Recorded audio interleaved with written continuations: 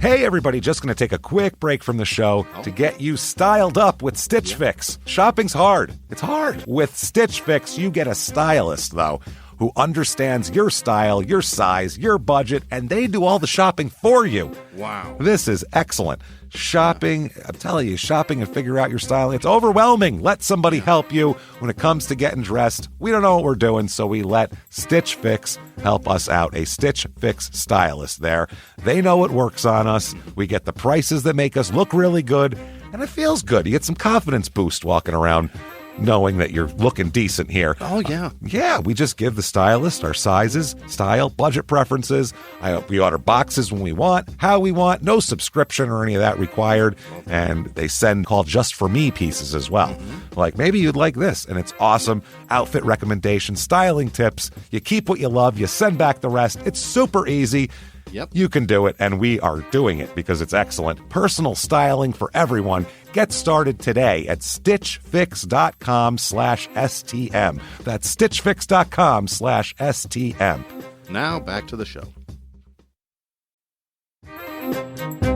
Hey everybody, just going to take a quick break from the show and tell you about Noom. Has Noom helped you? I believe it has. Oh, that's got an app. You can do tracking. It's terrific. It does. And Noom builds personal plans that can meet individual needs. That's the thing. Takes into account any dietary restrictions, medical issues, other personal needs. That helps build a plan that works for you. And yes, so I know that you've had your own personalized program here that you've been working on. And it's weight loss This is weight loss results that last. They stick around because you get yourself into a lifestyle change. That's what matters. That's mainly it. You can't just say, I'm going to cut that out for a month and then go back to it. That's not what it is. So I'm glad it's helping you. That's great. And it really does. I like the psychology and biology-based approach here. Yeah. Noom Weight uses psychology. That's why they say losing weight starts with your brain, but it also takes into account your unique biological factors, Jimmy. All of your multitude flora and fauna that goes on inside of you there. Sure. Yeah. Stay focused on what's important to you with Noom's psychology and biology-based approach. Sign up for your trial today at Noom.com, Noom.com here. Based on 3.5-year study of actively engaged Noom users with minimum starting BMI of 25. Individual results may vary. Visit our website for more information. Welch's knows some things make zero sense, like why the algorithm knows your music tastes better than you do. But zero sugar and full flavor? We made that make sense with new Welch's Zero Sugar. All that passion fruit or tropical punch goodness and none of the sugar. You gotta sip it to get it. New Welch's Zero Sugar. Let's fruit stuff up.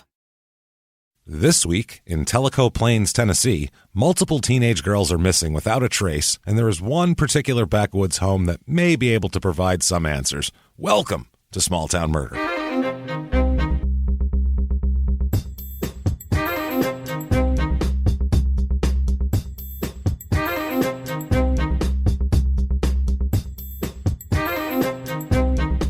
Hello, everybody, and welcome back to Small Town Murder. Yay!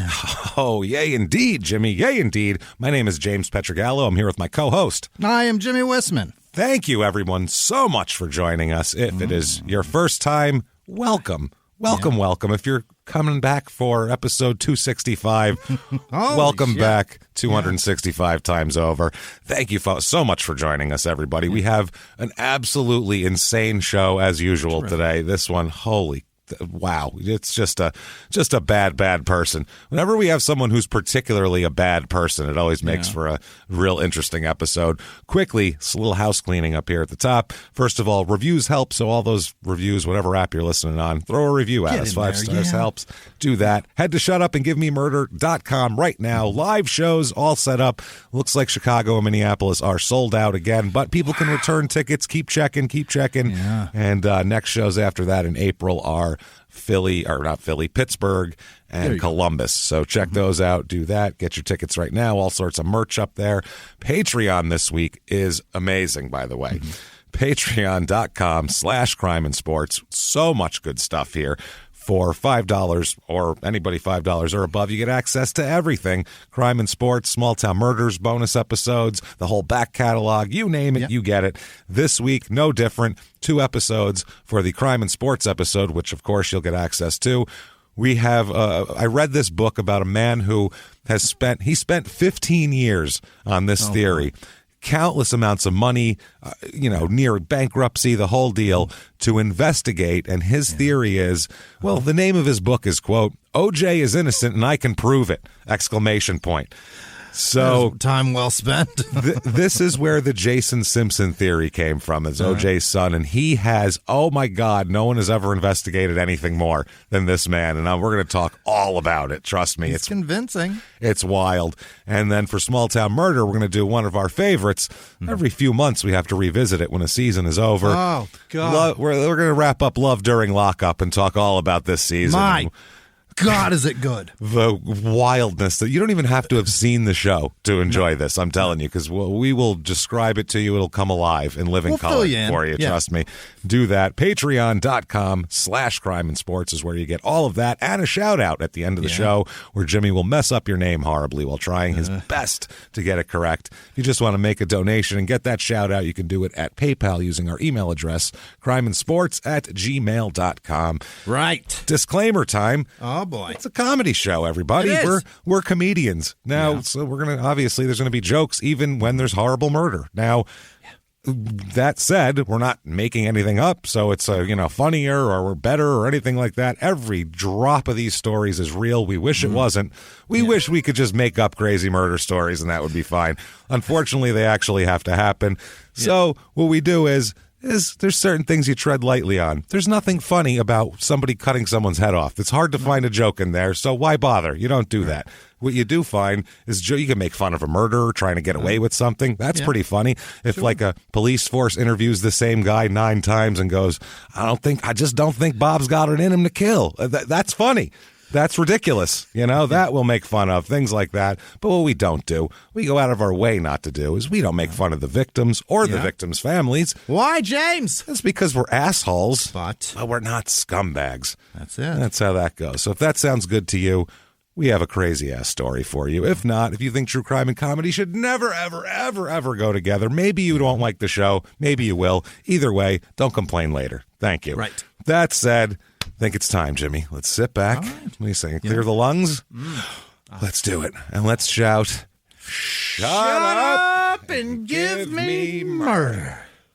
Let's do this, Jimmy. All right, let's go. Come on a trip, shall we? Let's do it. We are coming from Long Island last week. Yeah. We're in New York, out on Long Island for some teenage debauchery and just a gaggle of dirtbags is what that was. This week we are doing this is Stevie, Wonderful Whites of West Virginia level hillbillery is what we're going to talk about this week. It is some seriously crazy, weird shit. This is Tellico Plains, Tennessee. Tellico. Tellico. It better be Tellico. It better not be like Tellico or something. I'm sure they call it something weird, but it's Tellico to the civilized universe. That's what it is. So, Tellico Plains, Tennessee. Have you ever heard of this place? No. Me neither. This is one of those I don't know. It's in southeastern Tennessee, severe southeastern Tennessee, in the panhandle of Tennessee, where it goes up. That whole state is it's long and... That east side though has a pronounced panhandle coming up there, and where it goes into North Carolina, and it's is it 8 states that border Tennessee? There's a shitload, because this you could get to Carolina, you could get to Alabama real quick if you go over to Georgia. There's a lot around here. It's like borders. The red spot on the bullseye. For fuckery. On the fuckery dartboard. Put your fuckery here in the middle. If you can hit it with one shot, I'll tell you what, you win. So this is about 6 hours to Memphis, so that's on the other side of the state. It's about 3 hours and 15 minutes to Nashville, so it's in the sticks. This place, it's remote. About an hour 15 to Knoxville, and about an hour 45 to Whiteside, Tennessee, which was our last Tennessee episode. It's been a while, everybody, here. It was episode 209, so that's a while, 56 episodes ago. You want one of her bones was that guy. Remember when he offered somebody a woman's bone? You want one of her bones? Huh? The hell? This is particularly. Not really. This is in Monroe County, area code 423. The motto of this town, it couldn't be any funnier if we sat down for a week and brainstormed and came up with something hilarious. This is real. Couldn't be any funnier than this, and this is absolutely real. Quote, the little town with the big backyard. Oh. I can't. That is the most amazing. She sounds hot. That's what I mean. That's petite with a big backyard is what it's saying right now. Like that is fucking hilarious. The other, you're gonna need a long train on this wedding dress. Well, the other motto sums it up. I think this is like, this is what the locals know. This one, you know what I mean? It's just quote, back that ass up. So it's very. The little town. Heard a juvenile, have you? I get what they're saying. They're saying there's nothing around it, so it's a town, and then the whole woods and all the hollers are your backyard. It sounds like you're trying to make me fuck her. It sounds like I hear like stripper music start to play, and I'm like, yeah. You start to dance. You want to put $1 in that thong. It's a very. Come here, Mr. Mayor. I'm going to put $1 in your underwear because this town has a big backyard. I like it. The dump truck in Tennessee. The Tennessee brick house. That's what they call it. Tennessee birthday cakes. The little town with junk in the truck. Their high school team, the Tellico Plains birthday cakes, they are fucking up. They're messing everything up. They're missing out on a lot of opportunities. So, quick history of this town. Yep. The late 1800s, there was a gold rush here. Is that right? Yes, this was a little deadwood. Absolutely, little hillbilly gold deadwood. In Tennessee? Weird. The nearby Coker Creek was the site of a minor gold rush here. It's now it has like a gold panning tourist attraction. Like, come see where they found gold, and you come and they have the pans set up, and you go, I found something, and it's fake, and they give it to you. Meanwhile, a nugget fell out of somebody's pocket while they were crossing the river. Yeah. They're like, there's gold in the river. Well, that's the thing. Sometimes there's tiny gold deposits places, and when somebody found the first nugget, 10,000 people would come there, and there was no more gold. It was just they heard.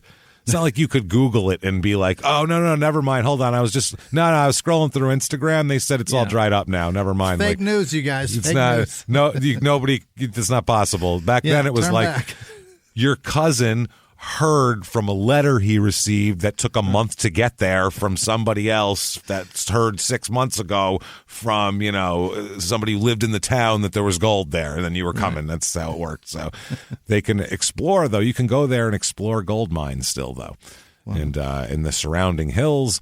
And they said the mines are all fucked up, though, and it's, not really much to look at. There is commercial gold mining there. At least one private plot located to the southwest of the tourist attraction. There's an actual working gold mine. Wow. Yeah, just not giant veins of it like, other places where it's widespread. The Tellico Plains area in the early 20th century became the base of operations for the Babcock Lumber Company. Yeah. Oh, boy. I guess they had all the logging around there. And they finished all the clear cutting, and then they basically knocked all the trees in this joint down. God damn. They came in, completely wiped it clean, then sold the land to the U.S. Forest Service now that there was no more forest. And they've been working since then, since 1920, to rebuild the forest that they completely decimated. Yeah. So it's interesting. Like, even then they were like, we need more trees here. Jesus. Remember when there was trees around here, right? Those take a long time, you guys. Shit. Wow, it's just not growing. I water it. It's just, I don't know. Well, maybe my grandkids will like it, I guess. My grandma already threw out the table sheet we made out of this shit. Yeah. So, we're going to need a new one. Fuck. Reviews of this town. There's a few here. 5 stars. Here's one. Boom. I moved to Tellico Plains, Tennessee in 2013 from Illinois. This small town in East Tennessee is a great community with very friendly people. I would have to say the only thing I would like to see changed here is for more things for children to do, such as a community center for the children to do things at to steer them away from drugs and crime. Other than that, this is a great place to raise your family, other than them having nothing to do for a positive outcome, except for drugs and crime. Okay, but great otherwise. Everyone's friendly at the grocery store, though, so that's perfect. 3 stars. Tellico is a small town with hardly any newcomers. That's not surprising, except for that one reviewer. There are very few things to do in the small town, such as go to Bald River Falls or travel the Skyway! ! Mm-hmm. Wow. Being someone who has lived here all her life, Tellico is boring with not very many opportunities. Fair. 3 stars. Bald River. Now, here's 2 stars here. Okay. This is a newcomer. Not many of them here, so it's good that we get to hear from one. 2 stars. I've lived here for a year now. It's a rural town with a lack of motivation for students to get out and pursue a life outside of agriculture or the family business. Schools have negative students whom only are there by law. Drugs are everywhere, being done in bathrooms and sold out of lockers. Oh, man, it's fucking...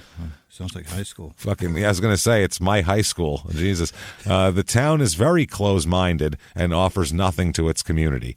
The only positive thing is how close the town is to the mountains and nature. Okay. All right, there you go. So we're getting a view here of what this town is. That person sounds like they regret the move. I don't think they like it here at all. No. And there's not a lot of people. Population 909. So I mean, wow. It's a small town. It's isolated. There isn't a lot to do. If you're into farming and you like it and that's what you're doing, great. It's a great place for you. But if you like to do shit and your kids want to do stuff, it's a rough place to live. Way more females than males. I don't know if all the males are. Seems like the type of place where they're all like, OD'd in the mountains or something. I don't know, but it's 56% female, which is way high. Fascinating. Normally pretty even. The median age is a little bit high. It's about 42 here. Little higher married rate than normal. 29% are single with children, which is one of the highest single with children we've ever seen. I like it. Anywhere, yeah. It's party town. You can go there. It's some. You go down to the bar, you're gonna find some single parents wandering around on a Tuesday night. And if one hot guy or one hot woman gets a divorce, a lot of the unhappy fucks are getting a divorce just with the chance of being able to marry that person. How long does it take to burn through town when hot little Susie with the big backyard gets divorced? What happens then? Yeah, it's gonna be a heavy divorce season. Heavy. Race in this town, 96.5% white. Oh my. Yeah. Now keep in mind this is in Tennessee, North Carolina, like I said, Alabama, Georgia. There's I would call it a few black people in this area. You know what I mean? Like there's a lot of black people in these areas. 0.0% black. Wow. That's almost sounds on purpose, huh? I don't know. It sounds. I mean, and for both the black people are like, I'm not going there. Have you seen?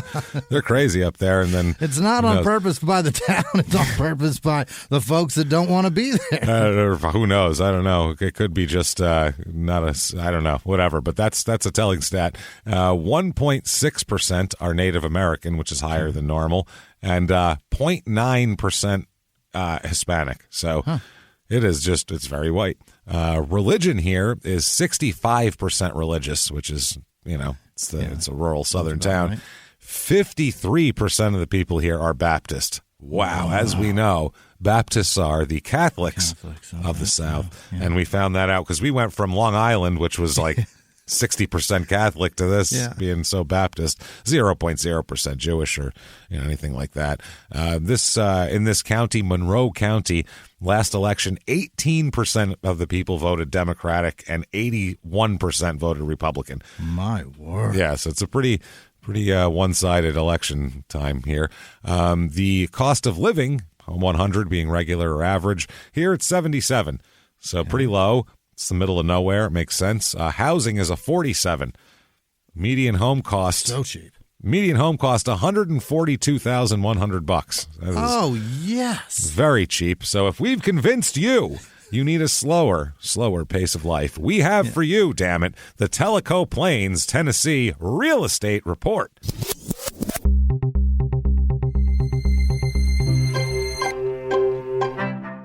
Your average 2-bedroom rental here goes for $651, which is about half the national average there. That is cheap as it gets. So some of these houses here, there's not a lot available, really. It's a town of 909 people where there's not a lot of newcomers, so there's not a lot of turnover. Somebody that died. Not a lot of turnover of real estate and not a lot of like new construction. This is like getting Packers tickets, like season tickets, like someone has to croak. You gotta wait for them to open up ownership. Yeah, these are all in the woods, all these houses. Here's a 2-bedroom, 1-bath, 720 square feet. So it's a little place. If you pictured Backwoods, not a great house, this would be the one where you just picture it. There's shit in the yard. There's an abandoned car like off to the side and I'm serious, and some overgrowth. It's not great, man. A little sketchy, huh? A little sketchy. $79,900 for this thing. So pretty cheap. Scare yourself to sleep. You definitely will. You're going to hear things outside and hope it's an animal that's come to eat you. God, I hope that's a raccoon. God, I hope that's not tree people coming to get me. Here's a 3-bedroom, 3-bath, 2,400 square feet. It's a log cabin, is what it is. Really? Has a nice bathroom in it. One of the bathrooms is nice out of the 3. The other are pretty average. It has a fishing hole out back. So you have your very own little spot to fish in out back, This is awesome. That's pretty goddamn cool, but it's got a lot of land too. $519,000 for this. Wow. This is like someone's like summer like place where they come for a week when they leave Nashville or whatever. Right. Like I feel like here. This is where Tarantino gets away from LA. Yeah, I got a place in Tellico Plains, Tennessee. Is where I got a place. You know what I mean? It's really I like it. There's a slower pace of life. You know what I mean? Slower pace of life. I like it. There's no sign out there that says N-word on a yellow legal pad over and over and over again, all by myself. I put a sign on my lawn: no dead N-word storage. I put it out there, just so people know it's me. You know what I mean? They know it's me. Otherwise, why am I there? They're never going to know. If you've never seen Pulp Fiction, that sounded very outside of the norm. Pretty well perfect. Pulp Fiction, that was, if you've seen it, you understand. Here's a 3-bedroom, 3-bath. This is Tarantino's cabin. It's a log cabin again. These are both log cabins. Big stone fireplace, big deck where you can look out into the woods. Sounds beautiful. It's really nice. 2,432 square feet, 3-bedroom, 3-bath, $785,000 for that. Oh, my. A little pricey, but, that's what you get. So, not bad. Things to do here. I tell you what, not a lot. There just isn't a lot going on. Just not a lot. There's a lot of outdoor stuff. Go out in the mountains and, shit like that and avoid the sound of banjos. But wake up every day and hope that today's the day that Tarantino writes your town into one of his movies. Maybe that'll be the one. Unfortunately, it'll be like set in 1855 and you're like, damn it, now we look even worse. Shit. He said the N-word 7,212 times in this movie. It's not good for us. It doesn't look good. There's going to be a band called Blank 7,822 now. Oh, my God. By the way, if you're upset about us making fun of this backwoods town, no. Listen to Long Island last week. I think I was way more savage on them than I could ever be. Yeah. I will always be worse about my own people than I will ever be toward anyone on the outside. Put it that way. So the one thing, the Charles Hall Museum, sounds exciting, doesn't it? He was the Tellico Plains mayor for 31 years, justice of the peace for a while. The museum, there's 2 museum buildings. They feature his, quote, magnificent collections of historical memorabilia, artifacts, and equipment, such as guns, antique telephones, coins, currency, photos, and so much more. So much more, not just pictures and shit from this guy's garage. All this old shit. This is this guy's garage sale, and they're like, what if we put this in a building and charge people? They have 330 historical firearms, a 450-year-old matchlock musket. That's pretty cool. You can just take a look at it on Google. I don't need to drive to the hills to see this. 1776 Brown Bell musket, a 1824 Harper's Ferry rifle. So, all sorts of shit here. 30 and 50 caliber machine guns. Neat. Anyway, the first bank safe and deposit boxes here, they're also there. Sound and music machines. They have 1887 Edison phonographs in here. So it's like it's a weird museum. It's very cool. It's like this guy's attic is what it is. Yeah, it's right. Fucking Charles, what the hell's his name? Charles Hall's attic is what it should be fascinating. Called. It's very Bought a strange. house, this shit was in it. Have a look-see. Have a look-see. Oh, wow, there's some cool shit in here. That's not bad. Like if you bought a house and all this stuff was in it, you'd be like, awesome, there's some cool shit in here. People might pay $25 to see this shit. Yeah, like my house, I got it and I had like that truck, like that what is it, like a brush guard for like a 56 Ford we figured out. Like that's kind of cool. I think it was older. They might even have been older. Yeah, like that. Yeah. That's kind of cool, but this is a lot of shit. It'd be cool to find. So crime rate in this town, damn it, what we're interested in. The property crime here is just below the U.S. average, actually, which is, I mean, there's not a lot of people, so it's hard to steal from people that know you.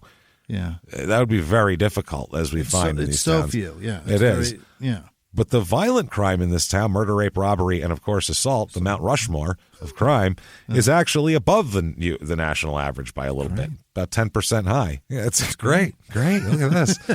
Oh, they're really killing each other out there in the mountains. Just that. Hey, rock on, man. Yeah, I don't know why that is, but that's whatever. Crazy.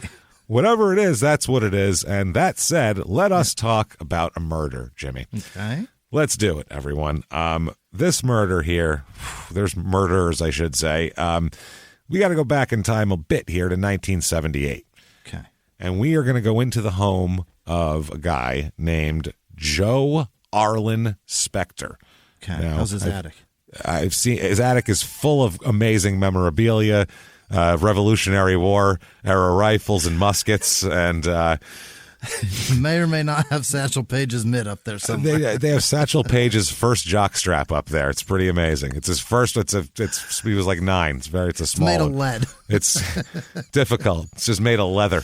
A little hot there on those southern hot, July afternoons. But you know what? Yeah. That's how good of a pitcher Satchel Paige was. He fought through it and still was throwing shutouts. Really was hoping for some night game schedules. Oh man, let's play one at night for Christ's sake. Jesus, ballsack. What do you say we get one on the lights? Oh, man, please. I'll pitch in the dark. I don't care anymore. Balls off for real. They are rotting away in there.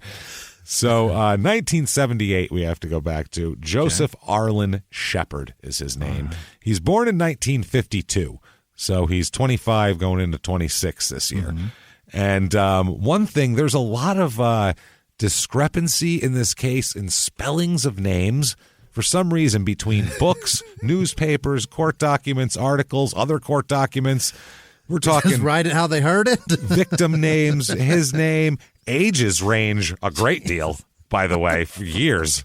There's articles that say he's 30 at some here. I'm like, no, I finally found he's born in 1952. So I know he's born in 1952, but yeah, it's crazy. So he's not the brightest guy in the world, let's just say. This house, it's a backwoods house in the hollers here.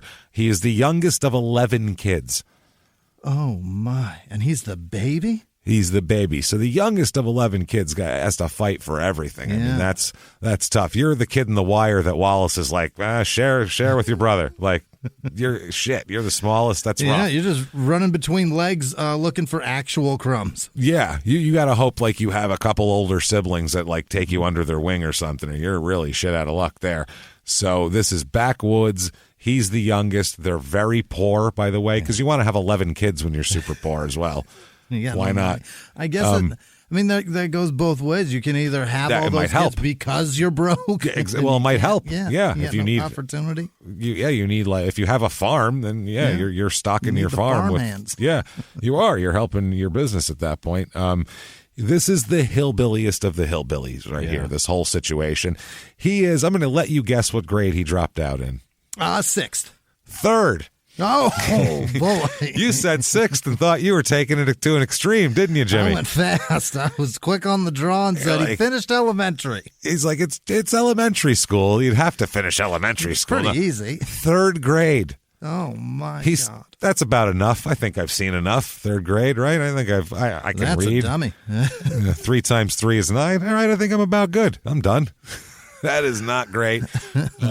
IQ in the mid 80s, which is the low average range. It's not good. It's like the very bottom of average. So he's.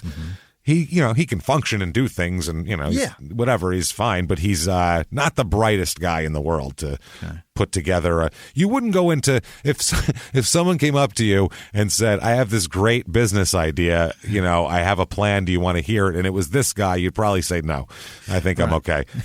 Probably not. But you can certainly make some money off him telling him something is priced at $4.99 or 2 for $11. Absolutely. He's like, oof, I better get 2 then, because that's gonna. I'm gonna be smart for once and stock up. Never can be too prepared. For once, I'm just gonna stock up and I'm gonna be the smart one, because I kick myself in the butt every time. I'm like, asshole, why you do that? Why you do that?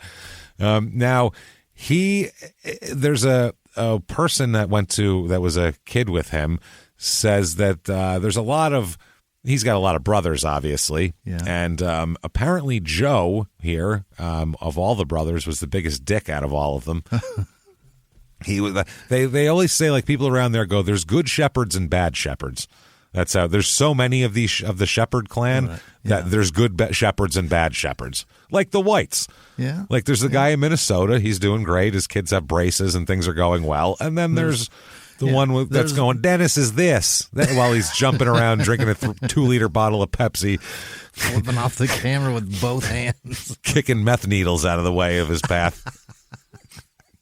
P.S. That was one good white.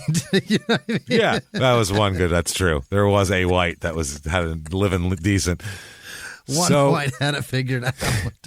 Apparently there's a couple more decent shepherds, but definitely picture the White clan when you picture the shepherd clan, from what I gather here. From what I've gathered from everything. I wasn't there, obviously, but now this one girl said that Joe would throw rocks at the little girls that were neighbors. Oh my. That was a thing that he did. One time she said, though, they were her and a friend were both on a bicycle, somebody on the handlebars. And Joe, who was, these girls were in high school, and he should have been in high school, but wasn't in high school because he dropped out in the 3rd grade. He met up with the girls. He saw the girls he was driving a car, by the way, and I don't know, teens at some point. He swerved toward them and hit them with a car while they're on a bicycle. And the one had 17 stitches in her head from flying off the handlebars and cracking her skull open. So that's hilarious. Yeah, that's great, isn't it? Isn't that nice? What the fuck? So these are the types of thing he does that never get charged with crimes. That's just crazy stuff that happens on the mountain. You go home and go, that damn Joe Shepherd hit us with his car and I flew off, and they go, that damn Shepherd assholes, and and then you get them stitched up, and that's that. You don't call in the law. It's the way of the hills here. It's just not the way it works. As a dad, you don't go, you almost killed my child. We're going to, I think you either settle it yourself, is the way it works. You either go over there with a shotgun and make it work it out, or you shut the fuck up. I think on the chin? Yeah, I think that's about it. And you tell everyone what assholes those dirty bastard shepherds are. You gossip about it in town. At 17 years old, Joe steps it up a notch to actually things that are charged by the law here. Yeah. He is charged with assault with a knife in 1970. So he's escalating from throwing rocks at little girls. He actually got somebody, stabbed him, or just pulled it on him? I don't know. It's it's 1970, so who knows? But assault with a knife. So that sounds, either way, it's bad. You can't. It's not good. He hit a girl two girls with a car. With a car. First rocks, then a car, then a knife. Anything's possible. Then 2 years later, he's arrested for breaking and entering and larceny and possession of a pistol. So now he has a gun instead of a knife, and he's breaking into things. Oh boy! So this isn't good.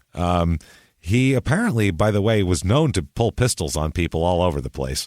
It's just a thing Joe does. He'll pull a gun or a knife on you, no problem. That's just that's just what those crazy shepherd boys do. They pull knives on you and guns on you. I don't know what this sounds like. I don't even know what this is. Not shot. I don't understand what these people. First of all, he was a teenager. I don't think old enough to have a license when he's driving around hitting young girls with a car. This is just complete crazy lawlessness up here. I picture everyone walking around with no shoes on. Like that's how. When you say shit like this of how everything is, how else can you picture it? A white shot his uncle because his uncle said that reminded him that his dad was dead. Yeah, he shot his. Yeah, that's a good point. That's a good point. How do you not shoot this kid for making stitches in your daughter's head? How is this kid still alive? I assume her dad was taken by the mines. That's all I can. That's all I can imagine. He died of the black lung back in '64. I don't know what happened. Hey everybody, just going to take a quick break from the show to tell you about the safest sponsor ever, Simply Safe. Absolutely, these people will keep you safe. It's amazing. You know that every 26 seconds a burglary takes place in the United States, according to the FBI. That means that by the time this podcast is over, dozens and dozens of homes will have been targeted, ransacked, God knows what happens here. So protect your home before it's too late with Simply Safe proactive security system. Simply Safe helps stop threats before they even have a chance to break in. Named Best Home Security System by U.S. News and World Report 5 years in a row. And by us for about the last 8 years as well. If you trust us, believe me, you want Simply Safe. So visit simplysafe.com/small to claim 50% off a new system with professional monitoring plan and your first month free. That's simplysafe.com/small. There's no safe like Simply Safe. Now back to the show. This show, Small Town Murder, is brought to you by BetterHelp. Get yourself some therapy, everybody. Honestly, here. We often hear about, red flags that you should avoid. Hey, that's a lot of a thing. It's become a real phrase now, real cliche. Yeah. But why don't you focus also, you look at like green flags in friends and partners. Look for good things as well. Right. And maybe you're not sure what that looks like, though. Therapy can help you figure that out. What are positive things? What are the green flags? And then you can practice them in your relationship. It's absolutely a fact. And so, honestly, we absolutely are huge advocates for this. It really, really helps. BetterHelp is fully online, making therapy affordable. It's convenient. They serve over 5 million people worldwide. You can access a diverse network of more than 30,000 credentialed therapists, wide ranges of specialties there. Here's the coolest part. You're not getting along with your therapist, you're just not feeling it, you can switch at any time, no extra charge. Wow. The thing is, they want you to get help. That's it. And you can do it with BetterHelp. Discover your relationship green flags with BetterHelp. Visit BetterHelp.com/smalltownmurder today to get 10% off your first month. That's BetterHelp, HELP.com/smalltownmurder. Now back to the show. This is unbelievable. It's pretty fucking amazing. So he ends up in jail. He goes to the Monroe County Jail in Madisonville, Tennessee for a while, which is very nice here. So he's in the Monroe County Jail for his breaking and entering and larceny and possession of a pistol and, all that stuff here. And on May 2nd, or I think it's May 2nd, somewhere around late April or the first days of May, 1973, he escapes from the Monroe County Jail. I imagine is a very small building with not much raised wire. No, we're going to find out. Back then, these jails, these small-town southern jails, and this is from the sheriffs themselves, are going to say later on, were not staffed very much. Yeah. There would be, they might have 3 deputies and 2 are out driving around in cars, and you keep one guy back at the station to look over the prisoners. That's it. Right. There's no... This was not a brazen, well thought out, like meticulous paper mache bodies and no. This isn't the wire cutting bars. There was none of that shit. Then he drove the door's still open. I'll leave. Then he blew the front gate open with the laundry van. You know what I mean? And drove out, and that's how they all escaped. No, that's not one of those. Or like Ben Kramer in Crime and Sports, they had a helicopter swoop into the yard, drop a line, and fucking carry him away. That actually happened on a Crime and Sports episode. With the helicopter crashed into the fucking guard tower. It's hilarious. The whole thing's hilarious. But this was likely. Oh shit, y'all! He didn't lock this. yeah, one of those. He's recaptured in Dallas, North Carolina. Oh my god! Come on. There's already one of those. He much bigger. he was sentenced to 2 years before that, and so now it gets worse. So anyway, he's out of jail by 76. Wow. So this is his young life, though. We're talking, just to go over, youngest of 11, dirt poor, third grade dropout. Yeah. Not a great IQ, not the brightest guy in the world, throws rocks at little girls, hits children with a car while he's sure not even old enough to drive, pulls knives and guns on people all the time, and now has escalated to breaking in places. This is and escaped from jail. And then also. out of where he's supposed to be. Also escaped from jail. Right. There's a certain mentality to the jail escapee. Yeah. Most people, when they're in jail, they're like, all right, fuck, I'm in here.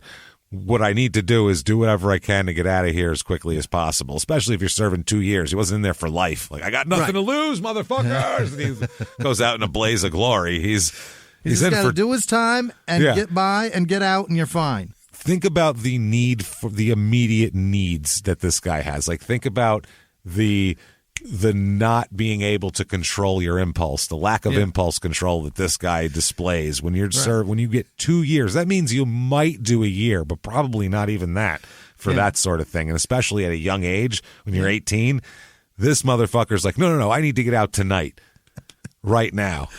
He's not even living. Wow. Like they say, you can either live in the present or live for the future. You know what I mean? You spend every dollar now, or you save and you set yourself up. He's not even doing that. He's living for money that he already spent 2 days ago.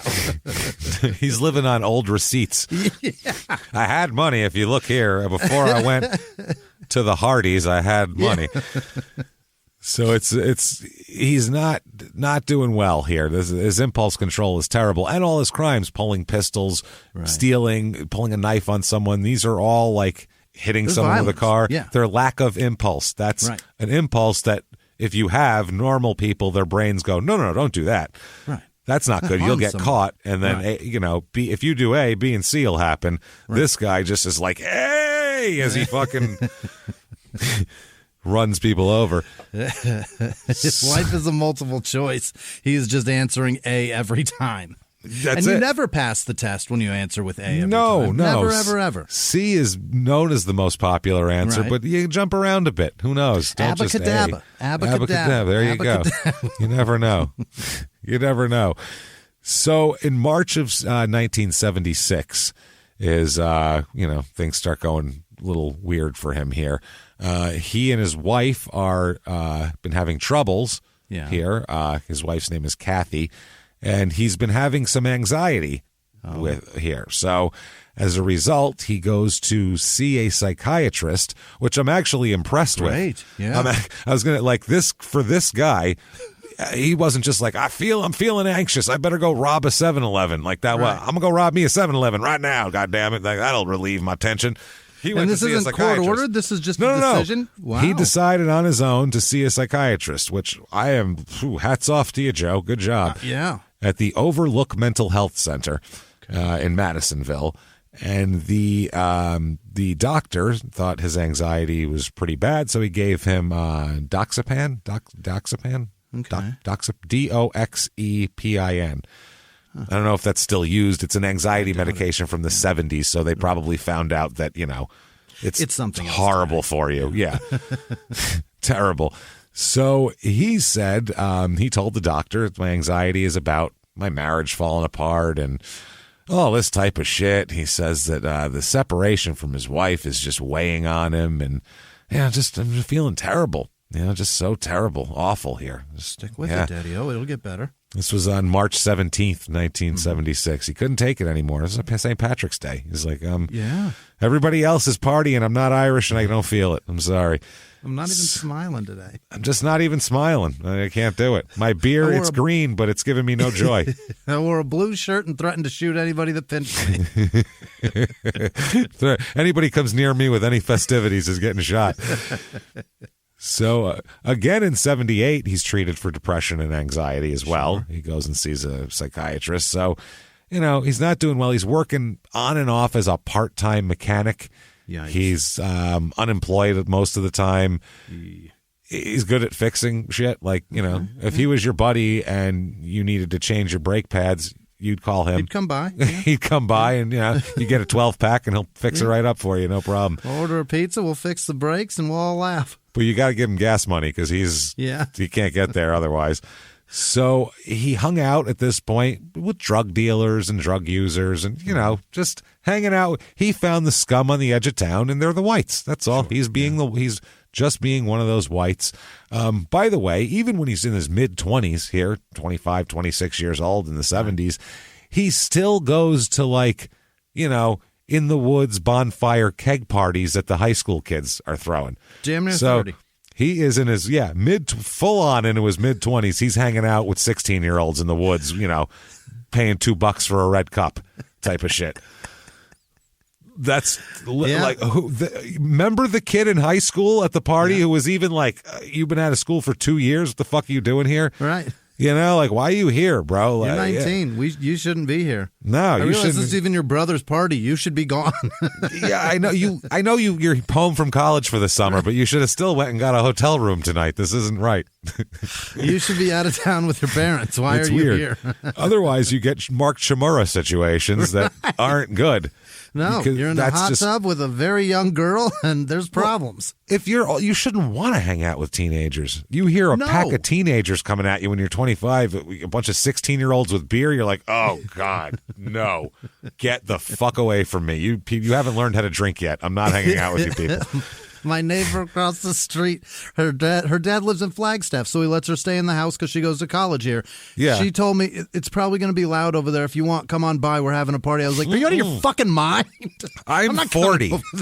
Coming to your college party? What are you, nuts? What are you? I'm going to tell your dad. What are you talking about?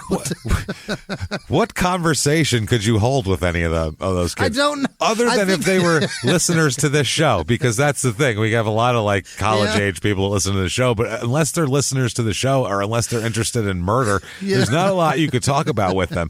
Most of the people, they'd be like, oh yeah, this person, you would go, I don't know who that is. I don't know that person. Do a what? They're a TikTok star is what you're saying. They're a TikTok star. Yeah, I don't know TikTok stars on a name basis. You know what I'm saying? Why? I'm 40. See? That's why. If I did, you should worry about me. Keep an eye on people who are 40 and know too many TikTok stars by name. I know she was doing it so that I don't call the cops on her, but I was like, I've got earplugs. I'm not going to call anybody. Yeah. Just go do your thing. I'm not a cop caller. I'm just going to tell your dad. I need to call the cops. I'll call your dad. That'll shut this shit down in a minute. It would be real quick there. Come by. Fuck you. No. Oh, my God. That's amazing. Come by now. My little brother one time, not the one in New York, the one in Arizona, he's 12 years younger than me. He was having this party once when my mom and stepfather went out of town. There's all these kids over there, and I found out about it, so my mother asked me to go over there and break it up, right? So I go over there with a couple of people, and I bust in there, and he's like, hey, want some beer? And I'm like, no. I was like 27. I'm like, absolutely not. Get the fuck out of here now. Clear this out. I had to threaten to call my gangster friend to come over. And when I brought up that guy's name, he went, okay, everybody's got to get out. Seriously. He was like, I'm scared of that guy. He's got to go. This was the only way to get everybody out of there. I was like, I'll have him come over here right now.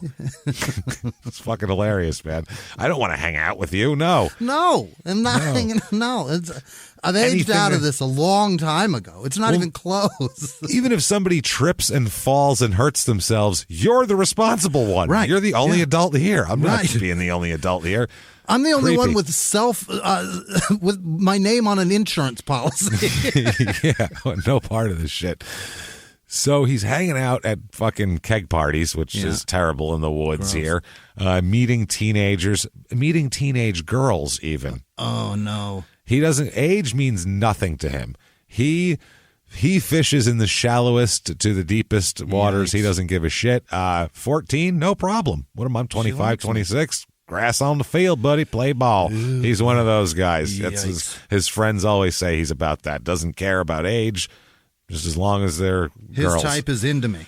Yeah, his type is having a heartbeat for a while here. So his wife Kathy, Here's a story from her, his ex-wife. Okay, let's just let her tell it. Okay, here's her statements later on. Quote, I started dating Joseph Arlen Shepard when I was approximately 14 years old. That's in the mid-70s, yeah, so he's at least 20, 23. Yeah. I married him at age 15. Oh, Tennessee, no. This is just horrible. I feel bad for this woman. I grew up in a family in which my father was an alcoholic. I married Joe Shepard at an early age because he represented a way to get out of my home, which is how a lot of people back in the day used to get married. At least it's not here. The unknown's got to be better than this. So is that the reason that it's not federally like just a blanket throughout the country? Is that why they let it be state by state? It's got to be. What's the argument? That's a really weird thing, and I agree with that. Actually, I would love a federal blanket on the age of marriage, or age of even consent? Age of consent. I don't understand why a kid in whatever, Mississippi, they could be 18 there, I have no idea, would be more thought of as more mature at 15 that you could have sex with them than a kid in California who's got to be 17 or 18 or I have no fucking idea. I'm not a pervert, so I don't know what the ages are in these states, and you shouldn't. I shouldn't. I have no idea. You shouldn't. Nope. I'm glad I don't. But I am 40, and that is of zero concern to me. But I can remember hearing things here and there, like certain states have excessively young ages of consent, like 14. You know what I mean? Like 15. Like that's absurd. Crazy for an adult to be able to have sex with a 14-year-old. That's legally. The law's like, well, I mean, he waited. I checked her ID. I checked her junior high school ID. Her 8th grade identification says she is 14 years old. Wow. 18. That should be it, right? Am I wrong? Unless you're both under 18. Me, yeah, I don't understand unless you're, exactly. And that's the other thing, too. You can't have this thing where, she's 17 and he's 19, so he goes to prison for 3 years. Like, no. They could be in the same grade. What are we talking about here? Like, if she's smart and he's dumb, that's a fucking match. Like stuff like that that kind of shit is different. I don't know. I think maybe they should have to wait. I don't know. Yeah. But I mean, maybe not, you know what I'm saying. So that's sometimes like parents use that to retaliate, and they'll use it for women too. There's women that goes both ways. So anyway, she goes on. We had 2 children born to our marriage. One is named Joey, of course. Yeah. What do you think? And the other is named Arlen after his middle name. So just... those are mine. Bingo. Joe Shepard and I were divorced in Monroe County, Tennessee in 1976. When Joey was a baby, this is their baby, Joey, not Joe Shepard. Joe Shepard insisted I leave Joey with my mom to accompany him to live in Cleveland, Tennessee, Chattanooga, Tennessee, Georgia, and North Carolina. Jesus Christ. While I was married to Joe Shepard, he would slap me around and threaten me with a gun. Yeah, seems like our guy. Wow. On the occasion in which Joe threatened me with a gun, he was playing around with a pistol, always a popular move in the living room, and asked me if I wanted him to kill me. Wow. Okay. It's a nice thing to do. Yeah. It really scared me. No shit. That would scare me too. Joe made me get down on my knees and beg him not to kill me. Then he laughed and said it was loaded with blanks. At that point, Joe turned the gun and shot a hole through the wall. Oh, my God. Yeah, not loaded with blanks, loaded with bullets. Yeah. Well, I'm on my knees, and he's got this thing at my face. Yeah, this is his sick shit. He gets off on this. This is how he is. God. On more than one occasion, Joe would get violent with me if I did not want to have sex. He would have sex with me by force whenever he wanted to. Yeah, in Tennessee... That's called rape, yes, absolutely. In Tennessee, in about 1972, Joe had a friend named Tim who had a brother named Bill. That's not surprising. Timmy and Billy and Joey and Timmy and Billy. Joe, Bill, and Tim would go out a lot together. Joe saw me standing and talking to Tim one day. Tim was a good-looking man and was wanting to fool around with me, but I refused. Joe got mad at me for talking with Tim and hit me in the mouth with his fist. Then Joe made me a prisoner in the Shepard place. It gets worse. The story gets more harrowing. This is what I mean. In about 1972, we were living in an apartment in Gastonia, North Carolina. Joe's friend David Franklin was staying with us. Joe had gone to work, and David and I were there alone. David kissed me, and we played around a bit, but I stopped things before we had intercourse. Joe came home that evening and beat me. Joe claimed that he had seen me having intercourse with David. David left. Joe made me take my clothes off and lay face down on the bed, and then he beat me with a leather belt. Jesus Christ. Joe said he was going to do the same thing every night. He did the same thing the next night and said I could either take a whipping every night or we could move back to Tennessee. What the fuck is wrong with this guy? Jesus Christ. We moved back to Tennessee within the next couple of days, sometime during 1972. What the fuck? In about 1974, we moved back to North Carolina. Joe would spend 2 weeks with me in North Carolina and would spend 2 weeks in Tennessee. In 1975, he tried to get me to go to Tennessee with him. I told him I would not, and he tied and gagged me. He put me in the trunk of our car and took me to Tennessee. This is psychotic. What the fuck? He bound and gagged his wife and threw her in the trunk and drove her to another state. And also, what's happening wherever they're living that his friends just make out with his wife? All of them. Yeah. All of his friends. If they're over and he goes in the next room to get a beer, they're got their tongues down his wife's throat. I don't know what's going on here. Why is everybody trying to bang this guy's wife? How about we have some respect for your friendship? No. Well, think about Joe. What kind of guy is Joe? Now, what kind of a friend would Joe attract to be his buddy? The guy that would want to hang out with Joe, right, is a scumbag of the highest order. Not a good guy. You'd meet this guy for 20 minutes and start edging away from him and be like, "Well, towards the door. This isn't my buddy. I'm not gonna be hanging out with this guy. Before he goes to exchange numbers, I got to get the fuck out of here. I got to pick up my kids. I'll get that number from you next time." Okay, you're on Facebook, right? Yeah, good, great.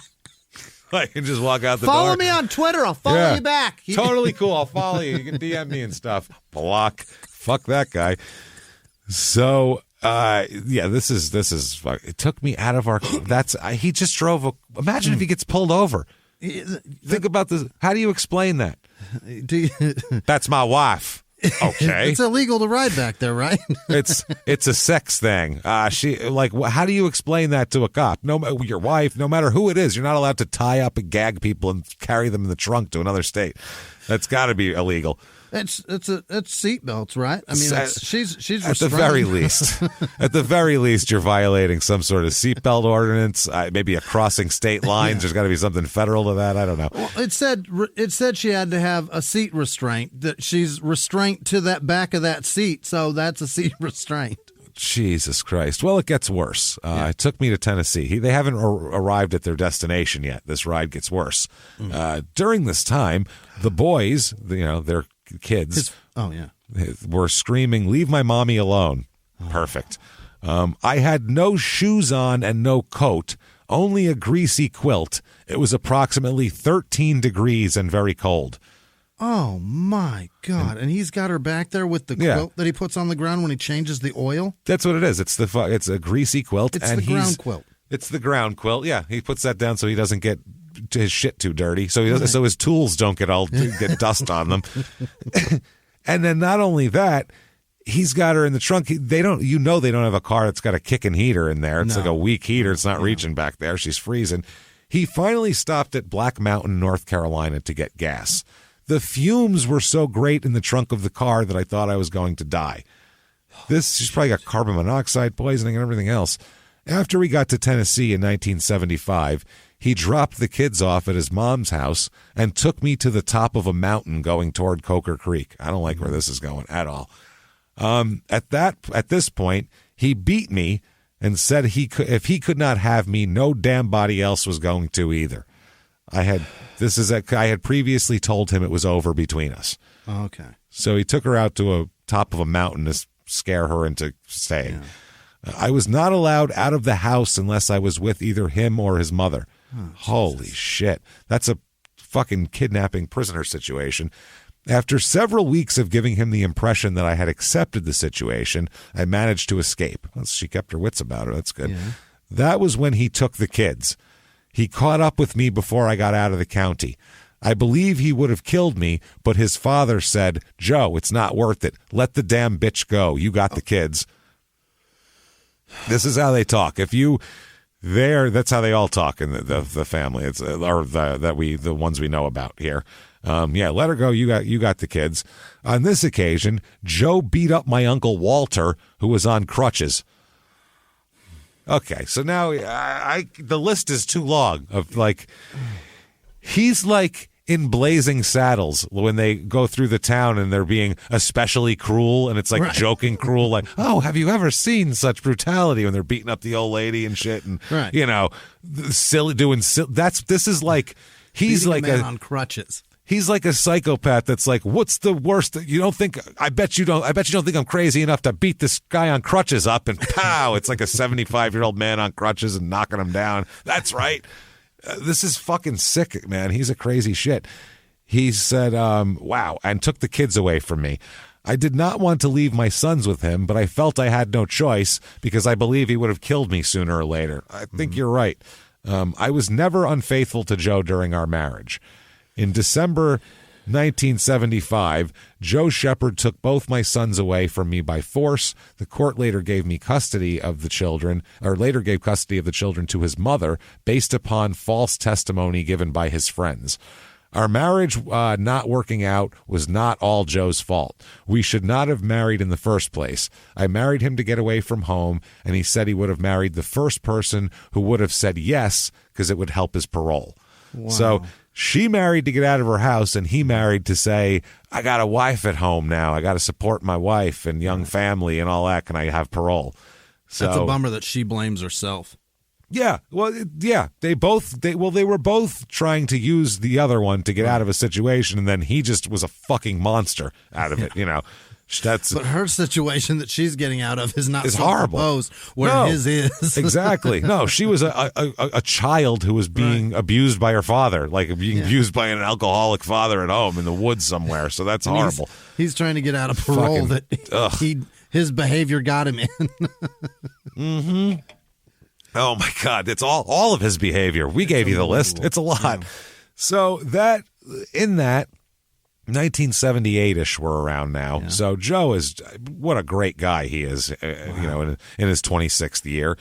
Let's talk about a young lady here named Roxanne Woodson. Roxanne is 16 years old at the time, 15 into 16. There's debate on which one it is. Either way, we don't know how old she is, but at this point in time, in February of 1978, she does have a 7-month-old baby daughter. Wow. Named Linda Lou. Yep. Yeah. What song is that? With a girl named Linda Lou. What song is that? I don't know. It's a fucking Southern rock song. Linda Lou? With a girl named, I think it's Linda Lou. Something. Probably. God damn it. One of every girl's name. It's from the 70s. It's fucking, I don't remember it now. God damn it. I'm not going to Google this because I don't have this in my head. No, we don't want, you don't want to get to, no. But that just popped in my head when I heard Linda Lou. Maybe that's what it's from. I think maybe. I don't know. So Linda Lou here and Roxanne. So she's 15, maybe 16 with a 7-month-old daughter already is already not a great sign of what's going on in this community here. So that means somebody had sex with a 14-year-old. That's what I'm saying. Yeah, this is bad stuff. Fuck. Well, we heard the last one. Kathy, his ex-wife, Joe's ex-wife, they were getting together when she was 14 and then got married when she was 15. That's 15. 14's considered ripe fruit around these parts. This is fucking disgusting. So, very gross. She came from, she grew up in Indiana, Roxanne. She's not from around here. Okay. So she grew up in Indiana and just moved to Monroe County a few months ago, about a month after her daughter was born. So in February 78, she's been there for about 6 months. She moved to live with her divorced father. Her parents were divorced. She moved there to live with her father there. So, that's her thing. Her father has a new wife, and the wife said she's happy to have them and the baby in the house and all that stuff. So she goes there to get help with the baby, which you're a teenager. You need help with the baby. For sure. Apparently she's planning on enrolling in school too and going to school. That's why she's coming here, so they can help with the baby and she can go to school. That's the plan anyway. But she's here about 6 months. She still hasn't enrolled in school or anything like that. Which, she just had a baby, so that's she's kind of busy. It's a little bit tough here. people say she's a nice kid. They say she's a young but a good mom and everything like that. She's good, but her friends all of them said she's just a nice girl. Like, that's everybody's quote about her. Just a nice girl, Roxanne. That's all you can say about her. She doesn't have enough life to be mean. Yeah, that's it. There's also, she has 3 other siblings also who still live in Indiana. Mm-hmm. So, it's a family, and they were divorced and all of that. And now, though, her dad's second wife, very into it. His second wife's name is Kay and all of that. So Roxanne is known as being a bit rebellious, is the thing here. She initially dropped out of school in junior high back in Connorsville, Indiana, after she became pregnant. She was in the 8th grade and dropped out. So moved to East Tennessee, hoping that this would be, a little bit better. They hoped that she would not hang out with the people she used to hang out with. Right. It's the middle of nowhere. She's just going to give her some advantages. She's going to go to the school, come home, sit on the front porch with the baby in the rocking chair, and that's going to be her whole evening. So now she was being approached. She had been approached a lot by Joe Shepard since she's been in town, because she's a young lady. And Joe's like, ooh, someone new here. He also has the people he hangs out with. He's hanging out with a guy named Dit Robards. D-I-T? D-I-T, Dit. Dit Robards. What is that even short for? Didn't he? I think. I have no idea. Who the fuck knows? Is it short for Diddy? What is it? What's it short for? I think it's Dittany. Yes, it's Dittany. That's what it is.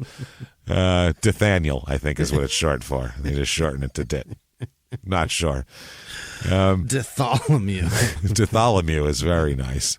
Didadiah, I heard, is another one, but it's a biblical name, obviously. Right. A lot of Mennonites running around named Didadiah.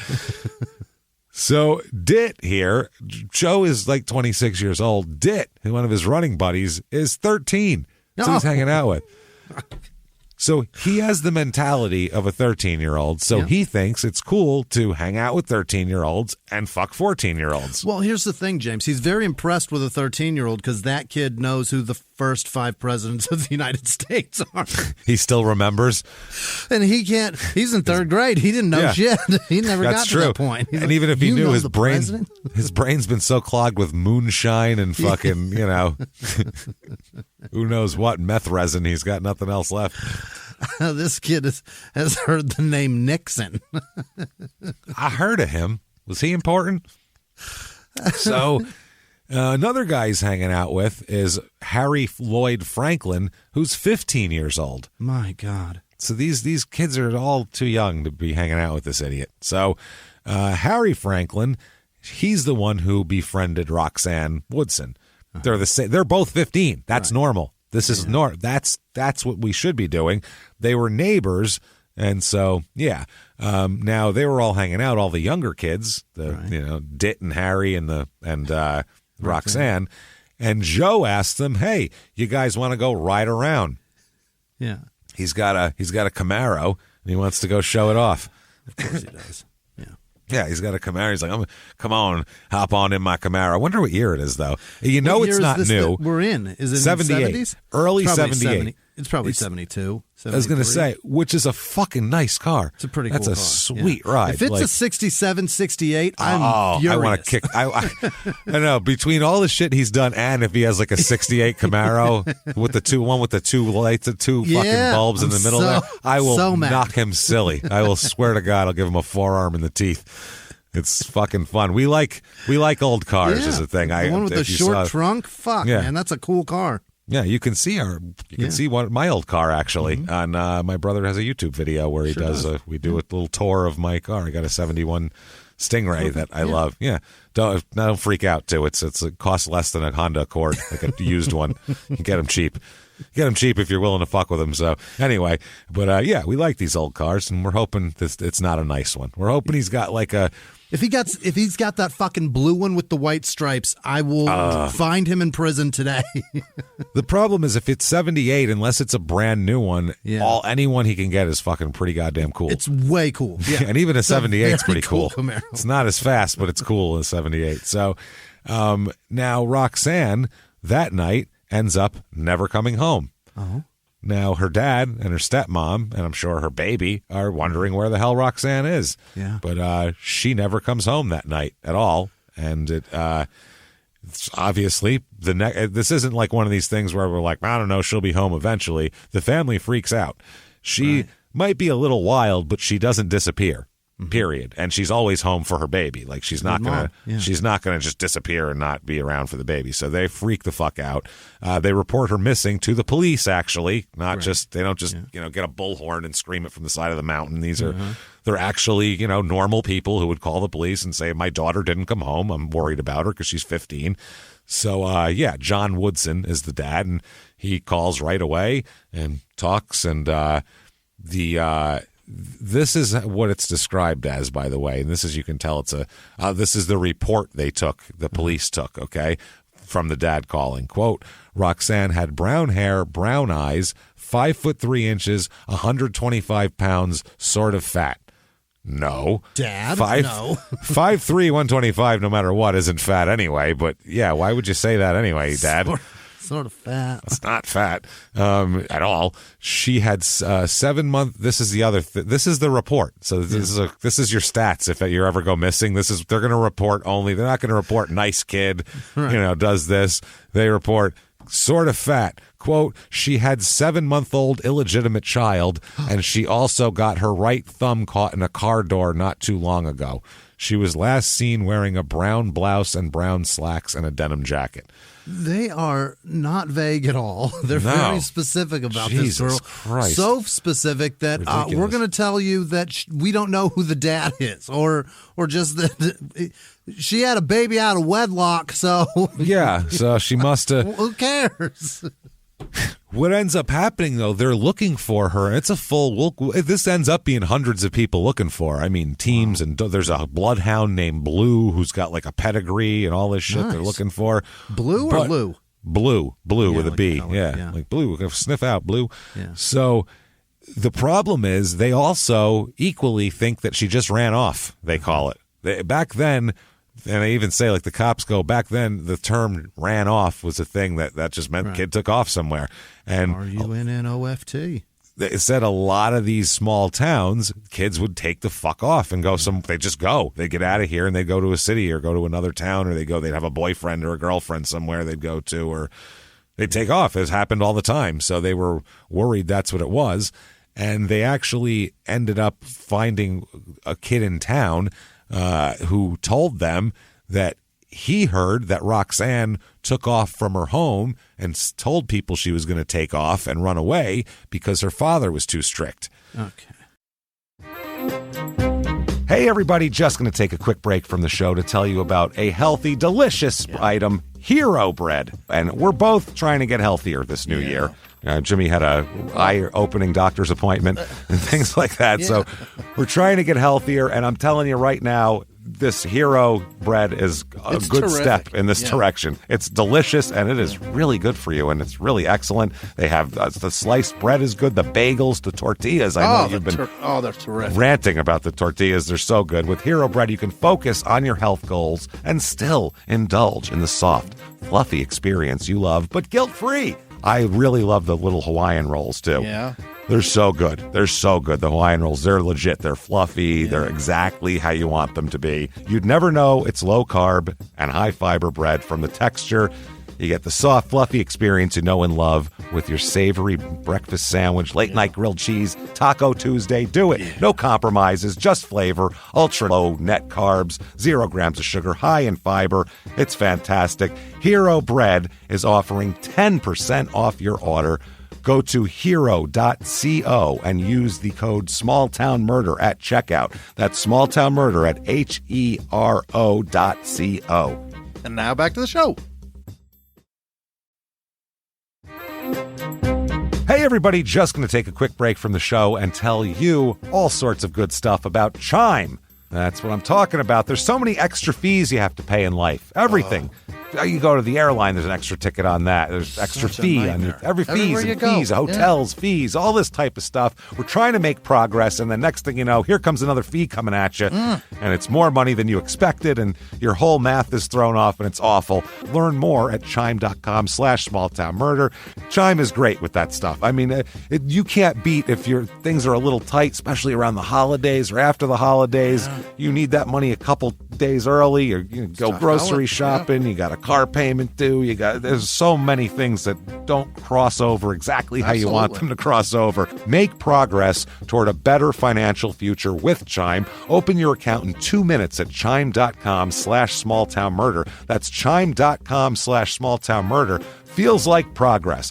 Banking services and debit cards provided by Bancorp Bank N.A. or Stride Bank N.A., members FDIC. Spot me eligibility requirements and overdraft limits apply. Boosts are available to eligible Chime members enrolled in Spot Me and are subject to monthly limits. Timing depends on submission of payment file. Fees apply at out-of-network ATMs. And now back to the show.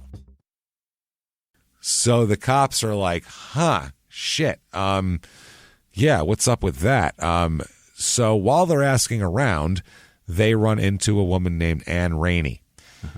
Now, Ann Rainey's sister, Peggy, had become involved with Joe recently. Peggy was 18, actually, but also expecting her second baby at this point, both of which are fathered by Joe Shepard. So he's knocking up. He knocked her up when she was 15 the first time, is what we're saying. So this isn't so many children pregnant.